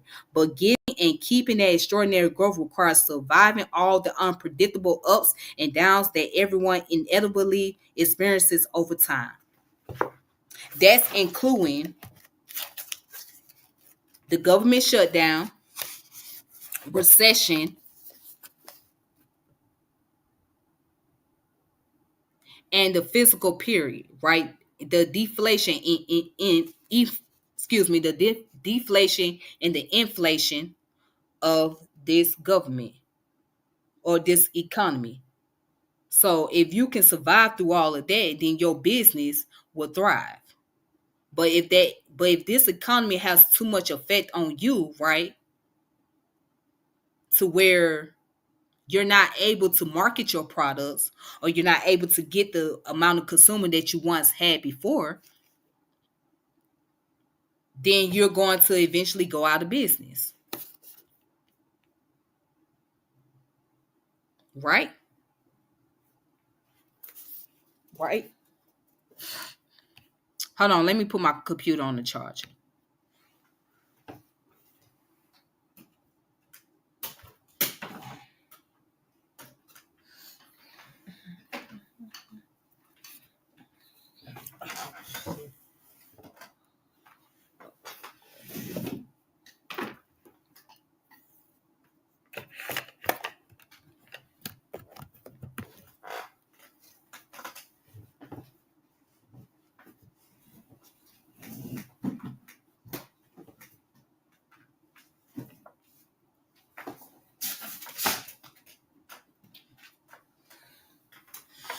Okay.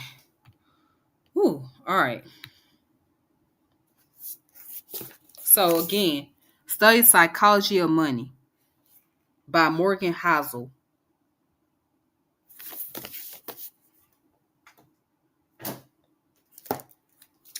And then I have another book.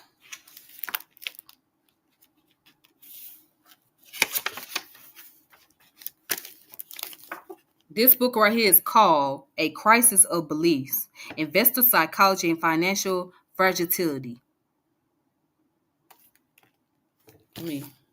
By Nicola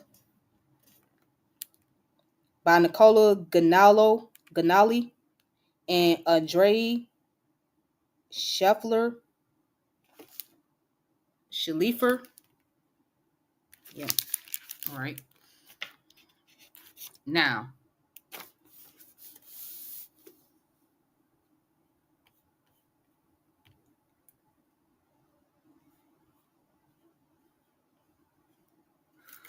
all right. So in this book here,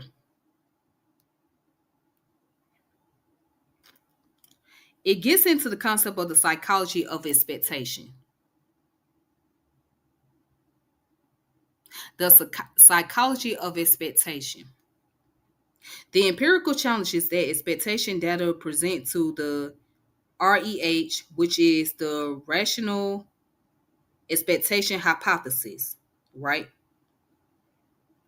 Now, the rational expectation hypothesis, which holds that statistically optimal forecasts should use all available information, thereby avoiding predictable errors.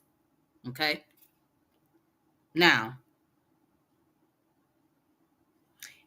it says the empirical challenges that expectation data present to the REH are only the beginning of the story. It takes a theory of expectation to replace the existing theory. Naive theories of irrational beliefs cannot explain how extrapolation and neglected downside risks are connected in how they come and go.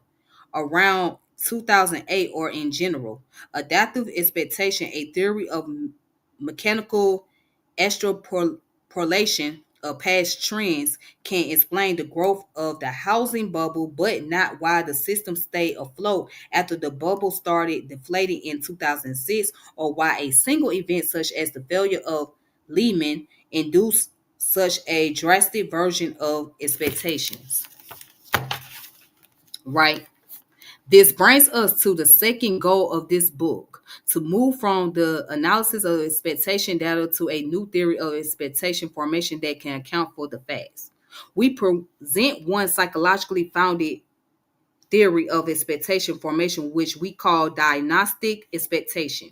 We have developed this theory over the past several years together with Pedro Bordalo, and have taken it both theoretically and empirically to a number of different domains with Catherine Kaufman, Yoram Ma, and Raphael Laporta. The theory is surely not the last word in modeling expectation, but it suggests that one can make some progress in understanding the reality of financial markets by moving away from the REH in a psychologically realistic direction. Hey, brother Pan, how you doing there? What's up, Pan? How you doing? How you doing? How you doing, my brother? Shout out to you, brother Pan. Thank you for coming through. Shout out to you, brother. Thank you. Okay. In developing this model of expectation, we are guided by four principal considerations. First, we would like a theory of beliefs to be biologically and psychologically plausible, right? And in particular, based on the evidence on human judgment obtained in experimental data. Psychologists have for decades studied judgment under uncertainty and biases it entails, and a theory of beliefs might as well start with this evidence. Okay, that's one. All right. Second, we would like a theory of beliefs to be portable in the sense proposed by Matthew Rabin. That is, we would like the same theory to explain evidence in psychological experiments, social judgments, individual make, financial markets, and perhaps other domains. There is no compelling reason to think that belief formation in financial markets is different from that anywhere else. One can argue, of course, that in financial markets, unlike in other domains, rational and bigoted profitably trade to eliminate the effects of beliefs distortion of irrational noise traders on security prices. Yet this objection has long been rejected in finance. Arbitrage is limited by capital constraints and risk aversion of apertures, and it typically does not eliminate inefficiency in market prices. Right? So watch this. Third, we would like a theory in which beliefs are forward-looking. Before the rational expectation revolution, economists rely on models of adaptive expectation, in which decision makers mechanically extrapolate the past rather than react to news. These models were effectively criticized by Robert Lucas, who argue using both logic and evidence that economic agents react to news about the future, informing their beliefs. The evidence from psychology also shows that humans do not update mechanically. They revise their beliefs about the probabilities of different events on the basis of information. The question the Lucas critique leaves open is not whether economic agents are forward-looking and react to information, but rather they do so by the right amount. In our approach, they do not. Finally, we would like a theory of belief formation to be testable using survey evidence on beliefs. The available evidence shows that survey expectations are not noise and that both investors and managers make decisions in line with their stated beliefs. To us, these beliefs are as significant are as significant a component of empirical data that economic models need to explain as any other. A successful model of belief formation must start as account for measured beliefs. All right. So this is how you got to understand how these people who are in public relation, right, who are economists, they work alongside with psychologists. Why? Because they study the behavior of humans. They study how people think. Okay. And so based on how people think and what people's needs and wants are, right? That's how they come up with the products and they come up with the prices. So it's not just quantity, it's also quality as well. So they know that humans are in the need of survival, right? And they are in need of resources. Okay. But they looking for something that is affordable to them. So how do humans go about being able to find what's affordable? They compare and contrast. You will hear all the time. Let's say you listen to your grandmother, right? And she used to say that I went to Sam Club, and Sam Club, they food is so high.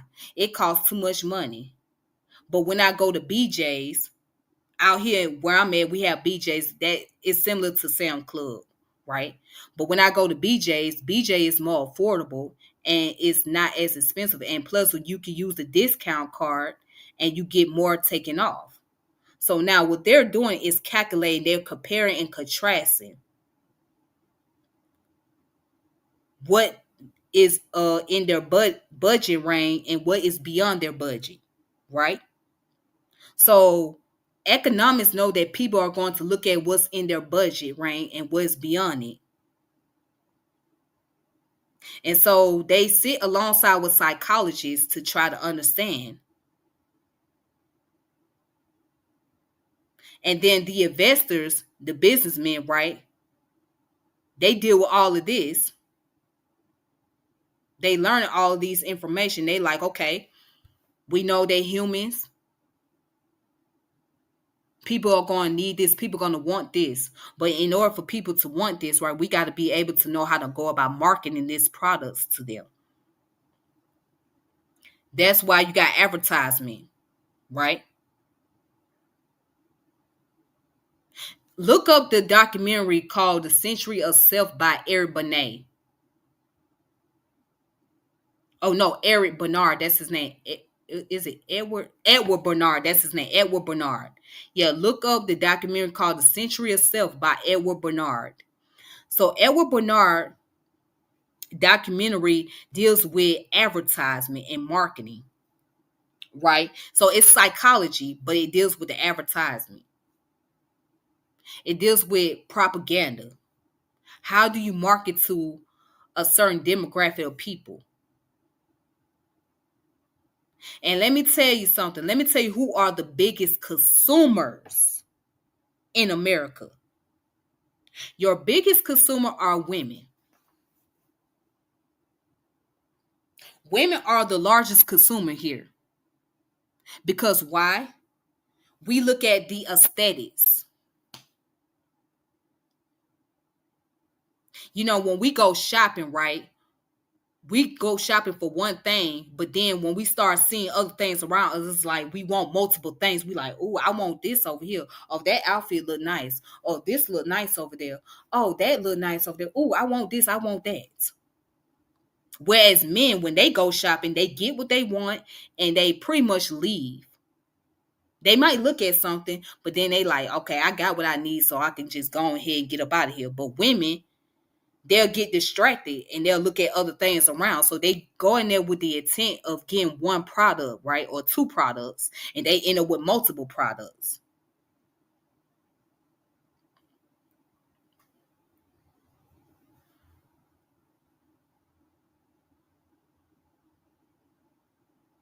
So again, you studying the behavior, right? So when companies look at this, they look at, woo, how do we market it? And if you notice, the way they market it most of the time is geared towards women than it does towards men, because women pay attention to the aesthetics. Now, only time something is geared towards men, if it's something sexualizing women. If a particular company use women, right, in a sexualizing manner, right, or use them as a form of sexual objects to be able to market, then that would get the guy's attention. He looking at that billboard or he looking at the commercial and he sees how this woman being marketed to a certain product. He's like, okay, I might have to check that out.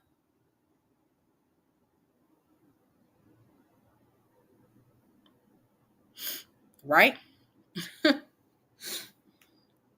So again, they study how our brain function, how our brain operate, and how we are drawn to things, right?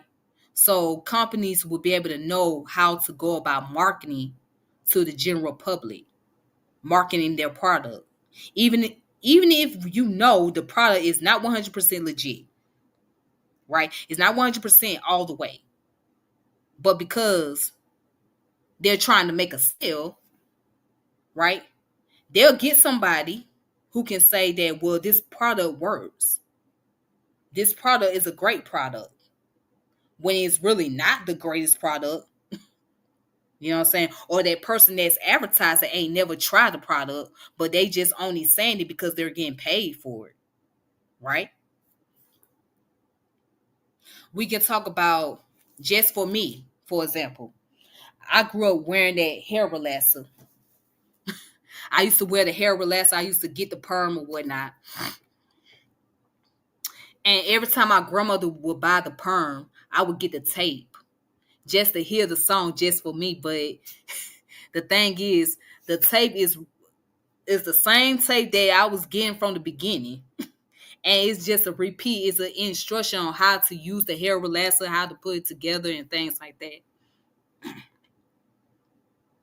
So I would see the commercial advertisement, and there was the girls on there, black girls. They were singing Just For Me, and I would dance along, just singing the song Just For Me, Just For Me.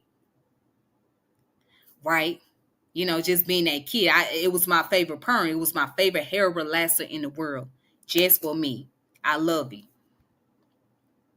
But then I found out something that really broke my damn heart. Hair relaxer like Just For Me and PCJ and Dark and Lovely. Those girls that was advertising at a young age, right? A lot of them did not wear hair relaxers. Now, this is the problem. This is how propaganda works now. It play tricks on your mind.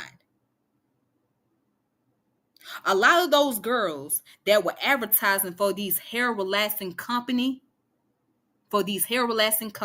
right? They did not have hair relaxers in their hair. A lot of them did not wear perms.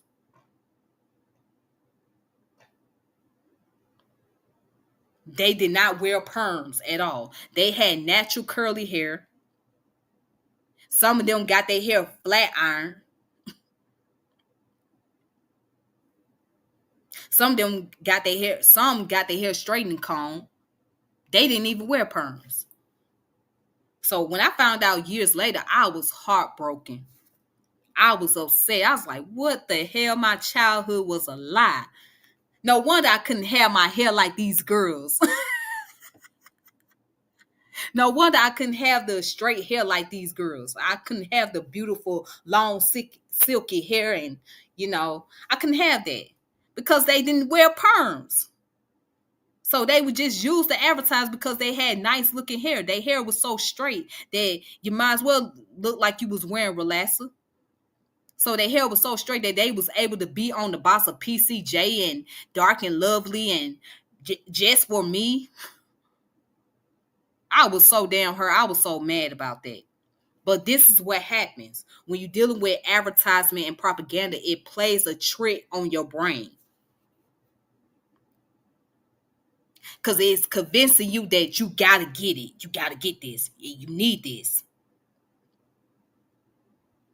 So my grandmother felt like, okay, I'm gonna get that perm for her because she needed, so she can have hair like that, so she can feel like somebody. You know what I'm saying? I mean, it's a science to all of that. Well, I wouldn't say it's a science. It's a lot that goes into it. You know, black women straighten their hair out just so they can feel like they are part of a society. They can feel like they fit in. So we did that because we want to feel like we were able to be a part of this society. We wanted to fit in.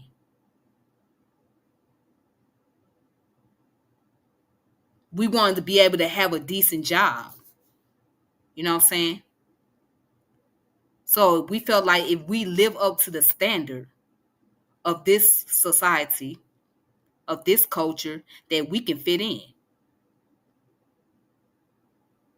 We can feel beautiful. We can look professional. So again, that goes back to survival mode. Because if you study the history of black women, what they had to endure in society, right? Or just black men and women in general, right? Black people. We try to look our best. You know, you'll have these men walk around here with straight hair, right? They'll put that dye in their hair when their hair starts turning gray because they want to be able to fit in. They don't want to feel like they're outcasts.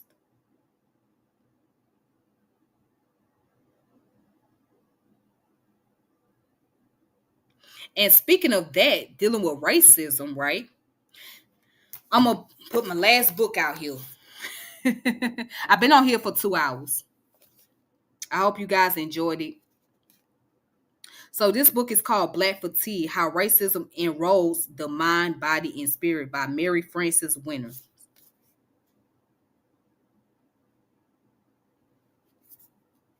Black Fatigue. So because of racism, right? Or being able to assimilate into a culture, right? It takes away the essence of who you are. Because now you go through the process of adaptation. And since our ancestors had to go through the process of adaptation in society in America, right? It took a toll over them mentally. Again, it was about survival mode. It was about being able to survive. It was about being able to adapt. And what other way can I survive in a country like America? I have to adapt into the culture. I had to assimilate myself into the culture, be a part of this melting pot. Shout out to Dr. Carr. Dr. Carr said something in one of the shows that he did with, what's her name?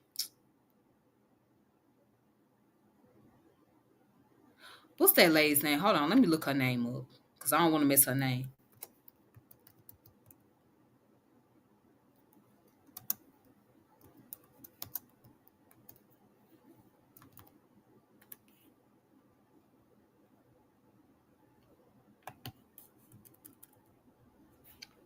What's that sister name? Karen Hunter. That's her name, Karen Hunter.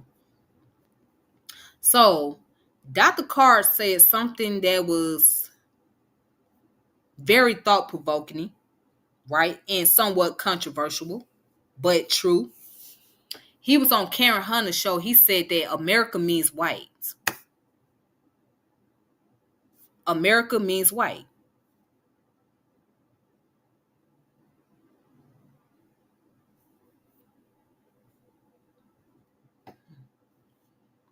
To be an American means to be Europeanized. To be an American means to be Europeanized. So how do you adapt into a society? Become Europeanized.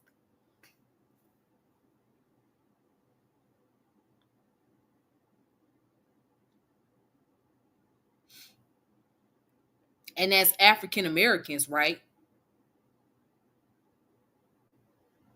We we carry on our African ancestry, but we have been so Europeanized into this society, into this culture, to where you got Africans in America who disown their Africanness, who don't want to be associated with being African at all, but they would rather be associated with being European, being American, Europeanized. Although they have most of the African genetics in them, they would still rather be Europeanized because that's what they're comfortable with the most. They say they their own identity, right? Yes and no. Not necessarily, because you still carry on the DNA and the genetics. For anything, you're a creolized African. You are a what I would call a neo-African, because your Africanness has not gone anywhere. But because your ancestor had to learn how to survive in a place called America after enduring 400 years of slavery, right? They end up becoming Europeanized. A lot of them end up rejecting their African tradition. There were some that hold on to those traditions, and they were smart enough to synchronize it into this European culture to be able to preserve the traditional and cultural practice from Africa. But then you had the rest that said, are we going to reject this altogether because we're no longer that anymore? We're no longer those people. Those people are of old times. We're not those people. We are a whole separate people. And they're doing that because survival mode. So what way do you do it in order to stay and be able to adapt? You have to give in. You have to give in. You have to say, you know what? I'm gonna do whatever it takes. And even if I want to get reparation, I'm gonna do whatever it takes. If that means that I have to reject my own African identity, I'm gonna do that. Because they are in survival mode. They feel like being African don't mean much to them. But let me go ahead and get into this book. Okay. Now, in this book, Black Fatigue. Peace to Renell. How you doing? Renell. Shout out to Renell. How you doing? Shout out to Pandominus. Shout out to Titans Debate League, and who else? I saw Vinyasa on here. Shout out to Brother Vinyasa. Shout out to you, Brother Vinyasa. Thank you for coming through. Shout out to you. Shout out to you. All right. Now, this book right here is called Black Fatigue. How Racism Enrolls the Mind, Body, and Spirit. Mm, mm, mm, mm. Now, in this book, this sister goes into the concept about racism leads to health disparities. She said there is a common saying in the Black community that when the world gets cold, excuse me, there is a common saying in the Black community that when the world gets a cold, Black people get pneumonia. And when the world gets pneumonia, Black people die. That's deep. The recent coronavirus pandemic put a spotlight on this unfortunate reality in many communities. Black people died at 2 to 4 times their representation in the population. This chapter details the glaring health disparities between Black and white people and their causes. All right, and this is chapter 4. Racism literally makes you sick. It is a pre-existing condition. Okay. It says, according to the Families USA, a national nonpartisan voice for healthcare consumers in 2019, these major health disparities existed between Black and white people. Black people are 44% more likely to die from a stroke. Black people are 20% more likely to have asthma and 3 times more likely than white people to die from it. Black people are 25% more likely to die from heart disease. Black women are 40% more likely to die from breast cancer. And October is breast cancer month.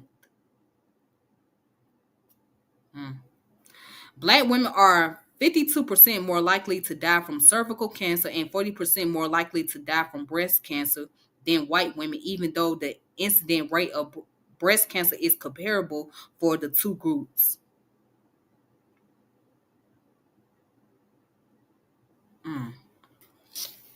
Black women are 243% more likely than white women to die from pregnancy or childbirth related causes. College educated Black women have worse birth outcomes, infant mortality, low birth weights, dying in childbirth than white women who have not finished high school. Black women represent more than 66% of new HIV and AIDS cases. Black men are 30% more likely, and Black women 60% more likely to be diagnosed with high blood pressure. And I'm in that bracket.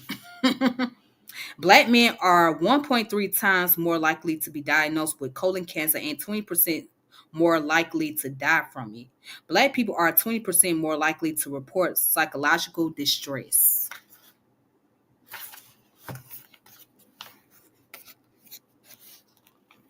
Black infants are 3.5 times more likely to die at birth because of low birth weight. Black infants have 2.2 times higher infant mortality rates regardless of the socioeconomic status of the mother. Black children are twice as likely to die from sudden infant death syndrome. Black children are twice as likely to have asthma. Black children are 56% more likely to be obese. Mhm. Black children are 61% more likely to attempt suicide as high schoolers as a result of depression. Now let's ponder on that for a moment. Now this is what survival mode end up looking like. This is what survival mode looks like in this case. When you operate so much on survival mode because of fear, right? This is what happening. This is what takes place.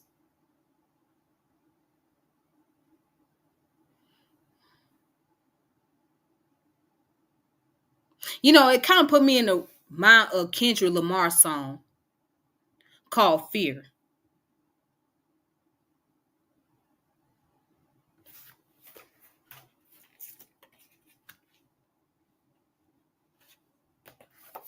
Let's go and take Kendrick Lamar's song real quick. I'm going to read the lyrics to you.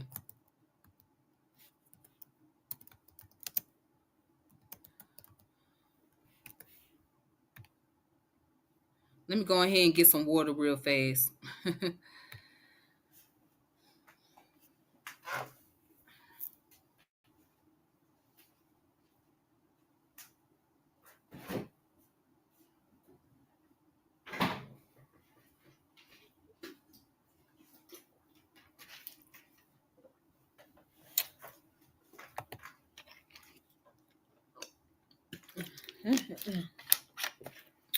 All right.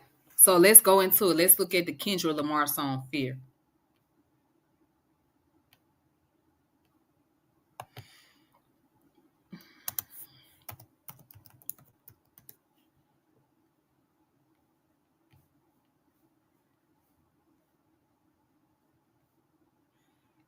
All right, so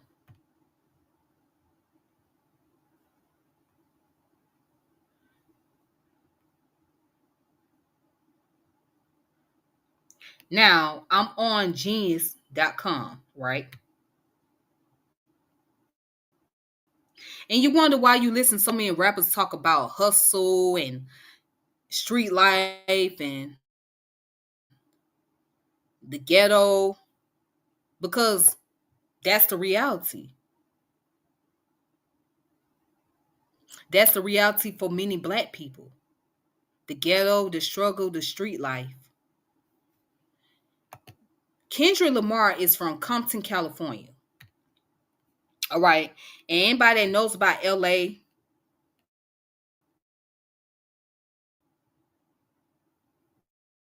right? Hold on, me. I don't know why it's not posting up. Hold on, y'all. I don't know why it's showing black. Okay, hold up, hold up. Is it posting up? Trying to.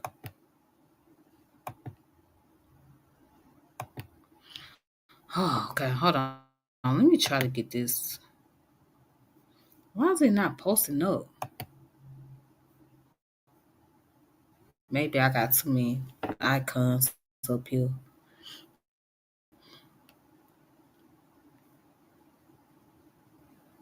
Let me. Okay, let me go ahead and just.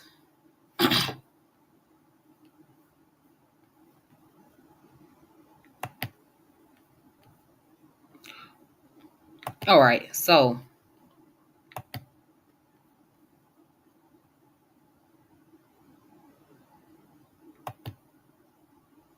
trying to get this image posted up.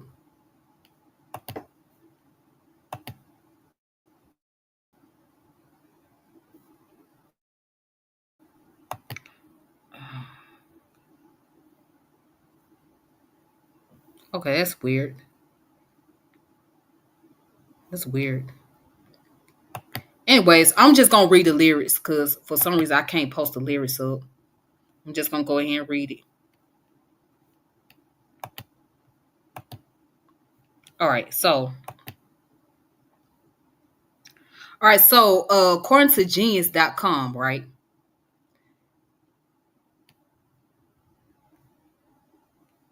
It's called Fear. And the album comes from Damn in 2017. It says on Fear, Kendrick explores three instances of true terror at age 7, 17, and 27. Of course, the fear he experienced growing up in the hood with a strict mother.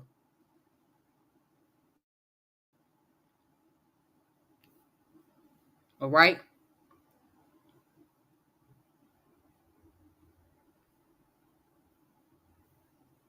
So let's go into the lyrics. All right. Damn,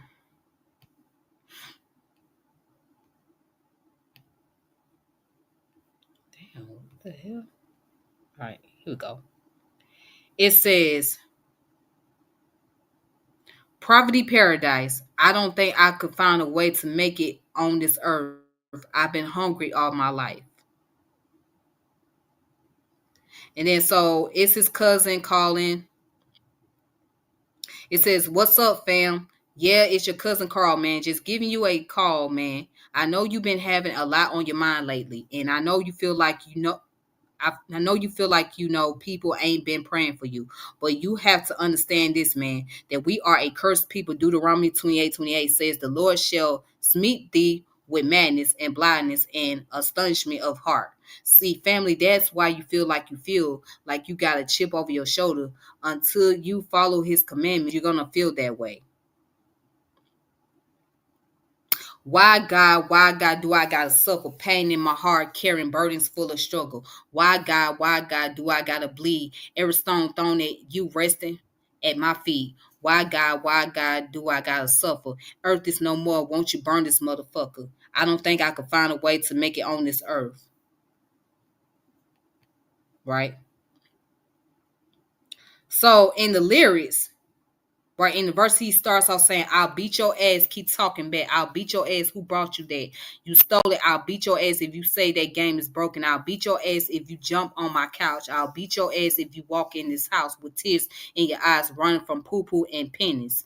Go back outside. I'll beat your ass, little nigga. That homework better be finished. I'll beat your ass. Your teachers better not be bitching about you in class. That pizza better not be wasted. You eat it all. That TV better not be loud if you got it on. Them Jordans better not get dirty when I just bought them. You better not hear about, I better not hear you, excuse me, better not hear about you humping on Keisha's daughter. Better not hear you got caught up. I'll beat your ass if you better not run to your father. I'll beat your ass. You know my patience running thin. I got buku payments to make. County buildings on my ass trying to take my food stamp away. I'll beat your ass if you tell them social worker he live here. I'll beat your ass if I beat your ass twice and you still here. 7-year-old think you run this house by yourself. Nigga, you gonna fear me if you don't fear no one else. Mm. Yeah, so that that's the first lyrics, right? So this is what Kendrick Lamar describing what it was like for him surviving in LA, in the hood, as a child, growing up around gang activities, right? Growing up around gang violence, growing up in a household where his mother was on Section 8 and food stamp. And she was very hard on him. She was verbally abusive to him. And he suffered from fear. So as a child at 7 years old, what do you do to stay in that state of survival? Don't get on your mama bad side, right? So now that fear goes to your brain and that deals with the amygdala. Again, the amygdala and your prefrontal cortex.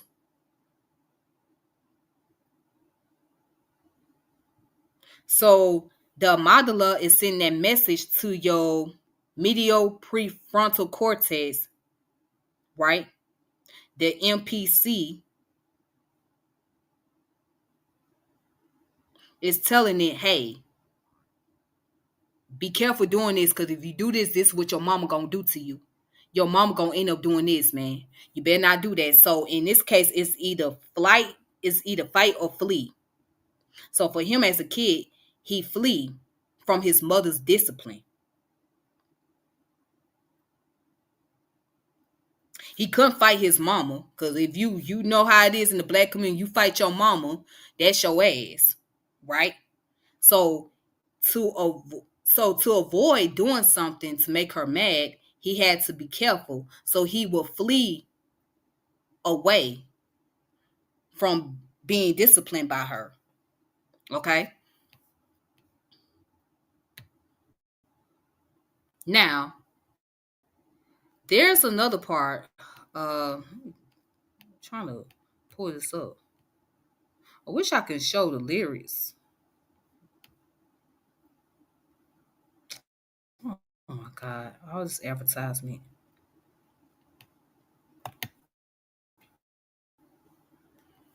Come on, man. Close. Oh my god. Hold up. All right, so and it says, if I could smoke fear away, I'll roll that motherfucker up. And I'll take 2 puffs. I'm high now. I'm high now. I'm high now. Life's a bitch. Pull them panties to the side now. Pull them panties to the side now. I don't think I could ever find a way to make it on this earth. And then this is the second lyric get real deep. He say, I'll probably die anonymous. I'll probably die with promises. I'll probably die walking back home from the candy house. I'll probably die because these colors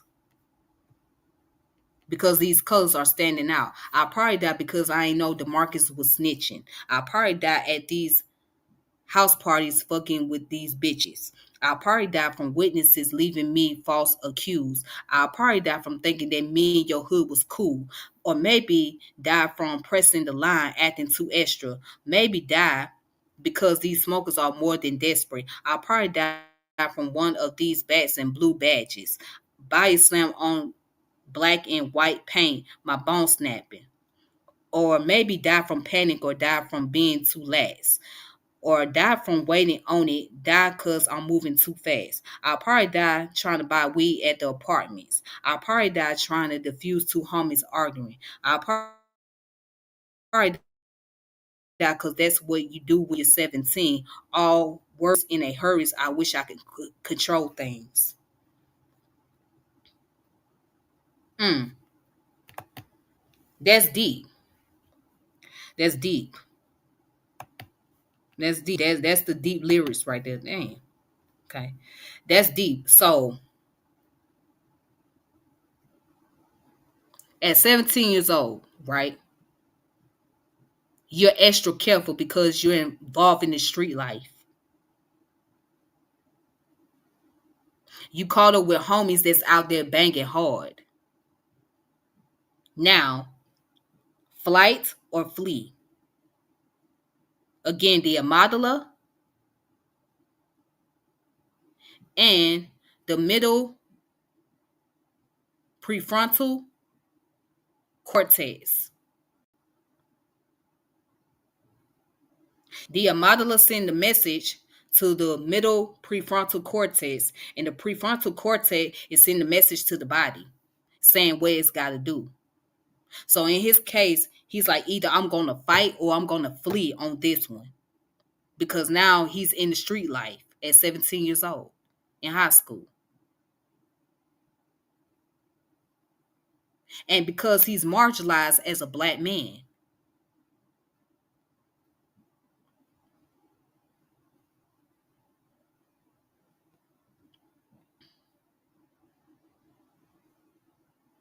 So he's not doing it because he's trying to be tough and he want to be gangster because it's cool. He's doing it because he live in a state of fear.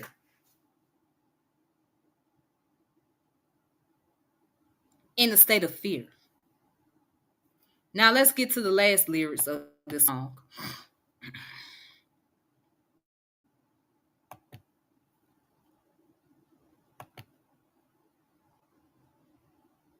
Okay.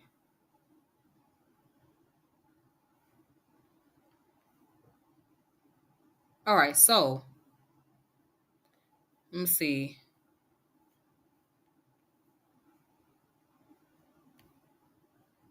And in the chorus, if you notice, he said, if I could smoke fear away, I'll roll that motherfucker up. And I'll take 2 puffs. I'm high now. I'm high now. Life's a bitch. Put them pants to a side now. So he figured, shit, a way to overcome my stress is to go smoke weed, get high, and get some pussy.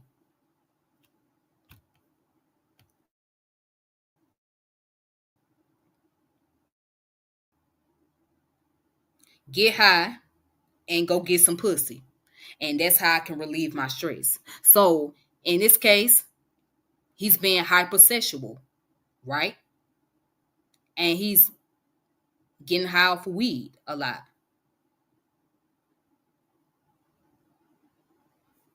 So get high and get pussy. That's pretty much the chorus. Now, and here it says, when I was 27, I grew accustomed to more fear, accumulate 10 times over throughout the years. My newfound life made all of me magnified. How many accolades do I need to block denial? The shock value of my success put bolts in me. All this money, is God playing a joke on me? Is it for the moment, and will he see me as job, take it from me and leave me worse than I was before? At 27, my biggest fear was losing it all. Scared to spend money had me sleeping from hall to hall. Scared to go back to session 8 with my mama stressing. 30 shows a month and I still won't buy me no lessons. What is an advisor? Somebody that's holding my checks just to fuck me over and put my finances in debt. I read a case about Rihanna's accountant and wonder how did the bad girls feel when she looked at them numbers. The type of shit, the type of shit make me flip out and just kill something, drill something, get ill and feel ratchet with a little something. I practice running from fear. Guess I had some good luck. At 27 years old, my biggest fear was being judged. How they looked at me reflect on myself, my family, my city. What they say about me reveal if my reputation would miss me. What they see from me would trickle down generation in times. What they hear from me would make them highlight my simplest lines. I'm talking fear, fear of losing creativity. I'm talking fear, fear of missing out on you and me. I'm talking fear, fear of losing loyalty from pride because my DNA won't let me involve in the light of God. I'm talking fear, fear that my humbleness is gone. I'm talking fear, fear that love ain't living here no more. I'm talking fear, fear that it's wickedness or weakness. Fear, whatever it is, both is distinctive. Fear, what happens on earth stays on earth. What happens on earth stays on earth. Mm. Let me pause on that for a moment. Because you can't take it with you, right? He said, I can't take these feelings with me, so hopefully they disperse. Within 14 tracks carried out over wax, searching for a resolution until somebody get back. Fear what happens on earth stays on earth. I can't take these feelings with me, so hopefully they disperse. Within 14 tracks carried out over wax, wondering if I'm living through fear or living through rap. Damn. And then there's a part, goddamn you, goddamn me, goddamn us, goddamn we, goddamn us all. And his cousin Carl comes back and says, verse 2 says, you only have I known of all the families of the earth. Therefore, I will punish you all. I will punish you for all your iniquities. So until we come back to these commandments, until you come back to these commandments, we gonna feel this way. We gonna be under this curse because he says he's gonna punish us. The so-called blacks, Hispanic, and Native American Indians are the true children of Israel. We are the Israelites according to the Bible, the children of Israel. He's gonna punish us for our iniquities, for our disobedience, because we choose to follow other gods. That man chastened his son, so the Lord thy God chastened thee. So just like you chasten your own son, he's gonna chasten you because he loves you. So that's why we get chastised. That's why we're in the position that we're in until we come back to these laws, statutes, and commandments and do what the Lord says. These curses is going to be upon us. We're going to be at a lower state in this life that we live here in today in the United States of America. I love you, family. I pray for you. God bless you. Shalom. And that's the end of the song. That's the end of the song. What happens on earth stays on earth. So once you leave this planet, right, after going through your survival mechanism, after being in survival mode for so long, it wouldn't even matter anymore. It wouldn't even matter anymore. Your life is down into the soil. You go back into the earth and you're being part of the ecosystem now.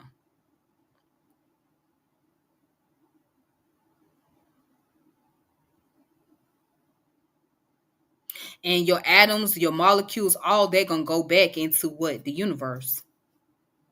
So all the thoughts and feelings that you once had, it doesn't even matter anymore. It doesn't matter to you anymore because you're no longer here to have those thoughts. They're here. They're left behind. And they're left in the memories of those who remember you, who know you for who you was and what you did and how you lived. But you are long gone. You transition from one state to another.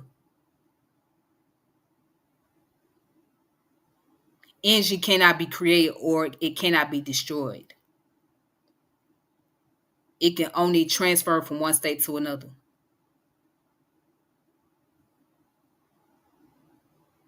So you transition from your human form to being back into the ecosystem, to going back into the earth. And the earth has used whatever resources it need from you to give to other organisms. And whatever it doesn't need is going to go back into the universe. It's going to go through the atmosphere, go through the layers of the atmosphere, then it's going to go back to the universe.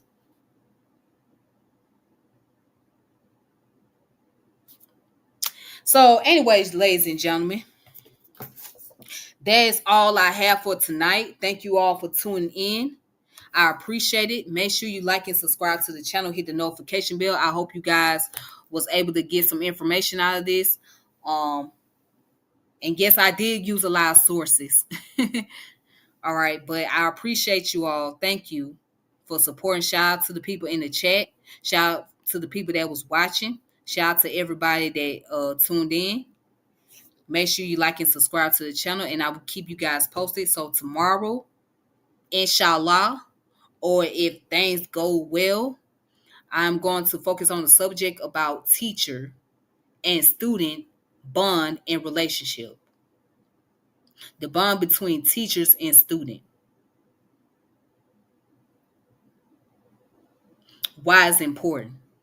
So I'm going to get into that, and I'm going to keep you guys posted. Until next time, peace and power elevation. This your girl, Tiffany, and I'm out. Thank you.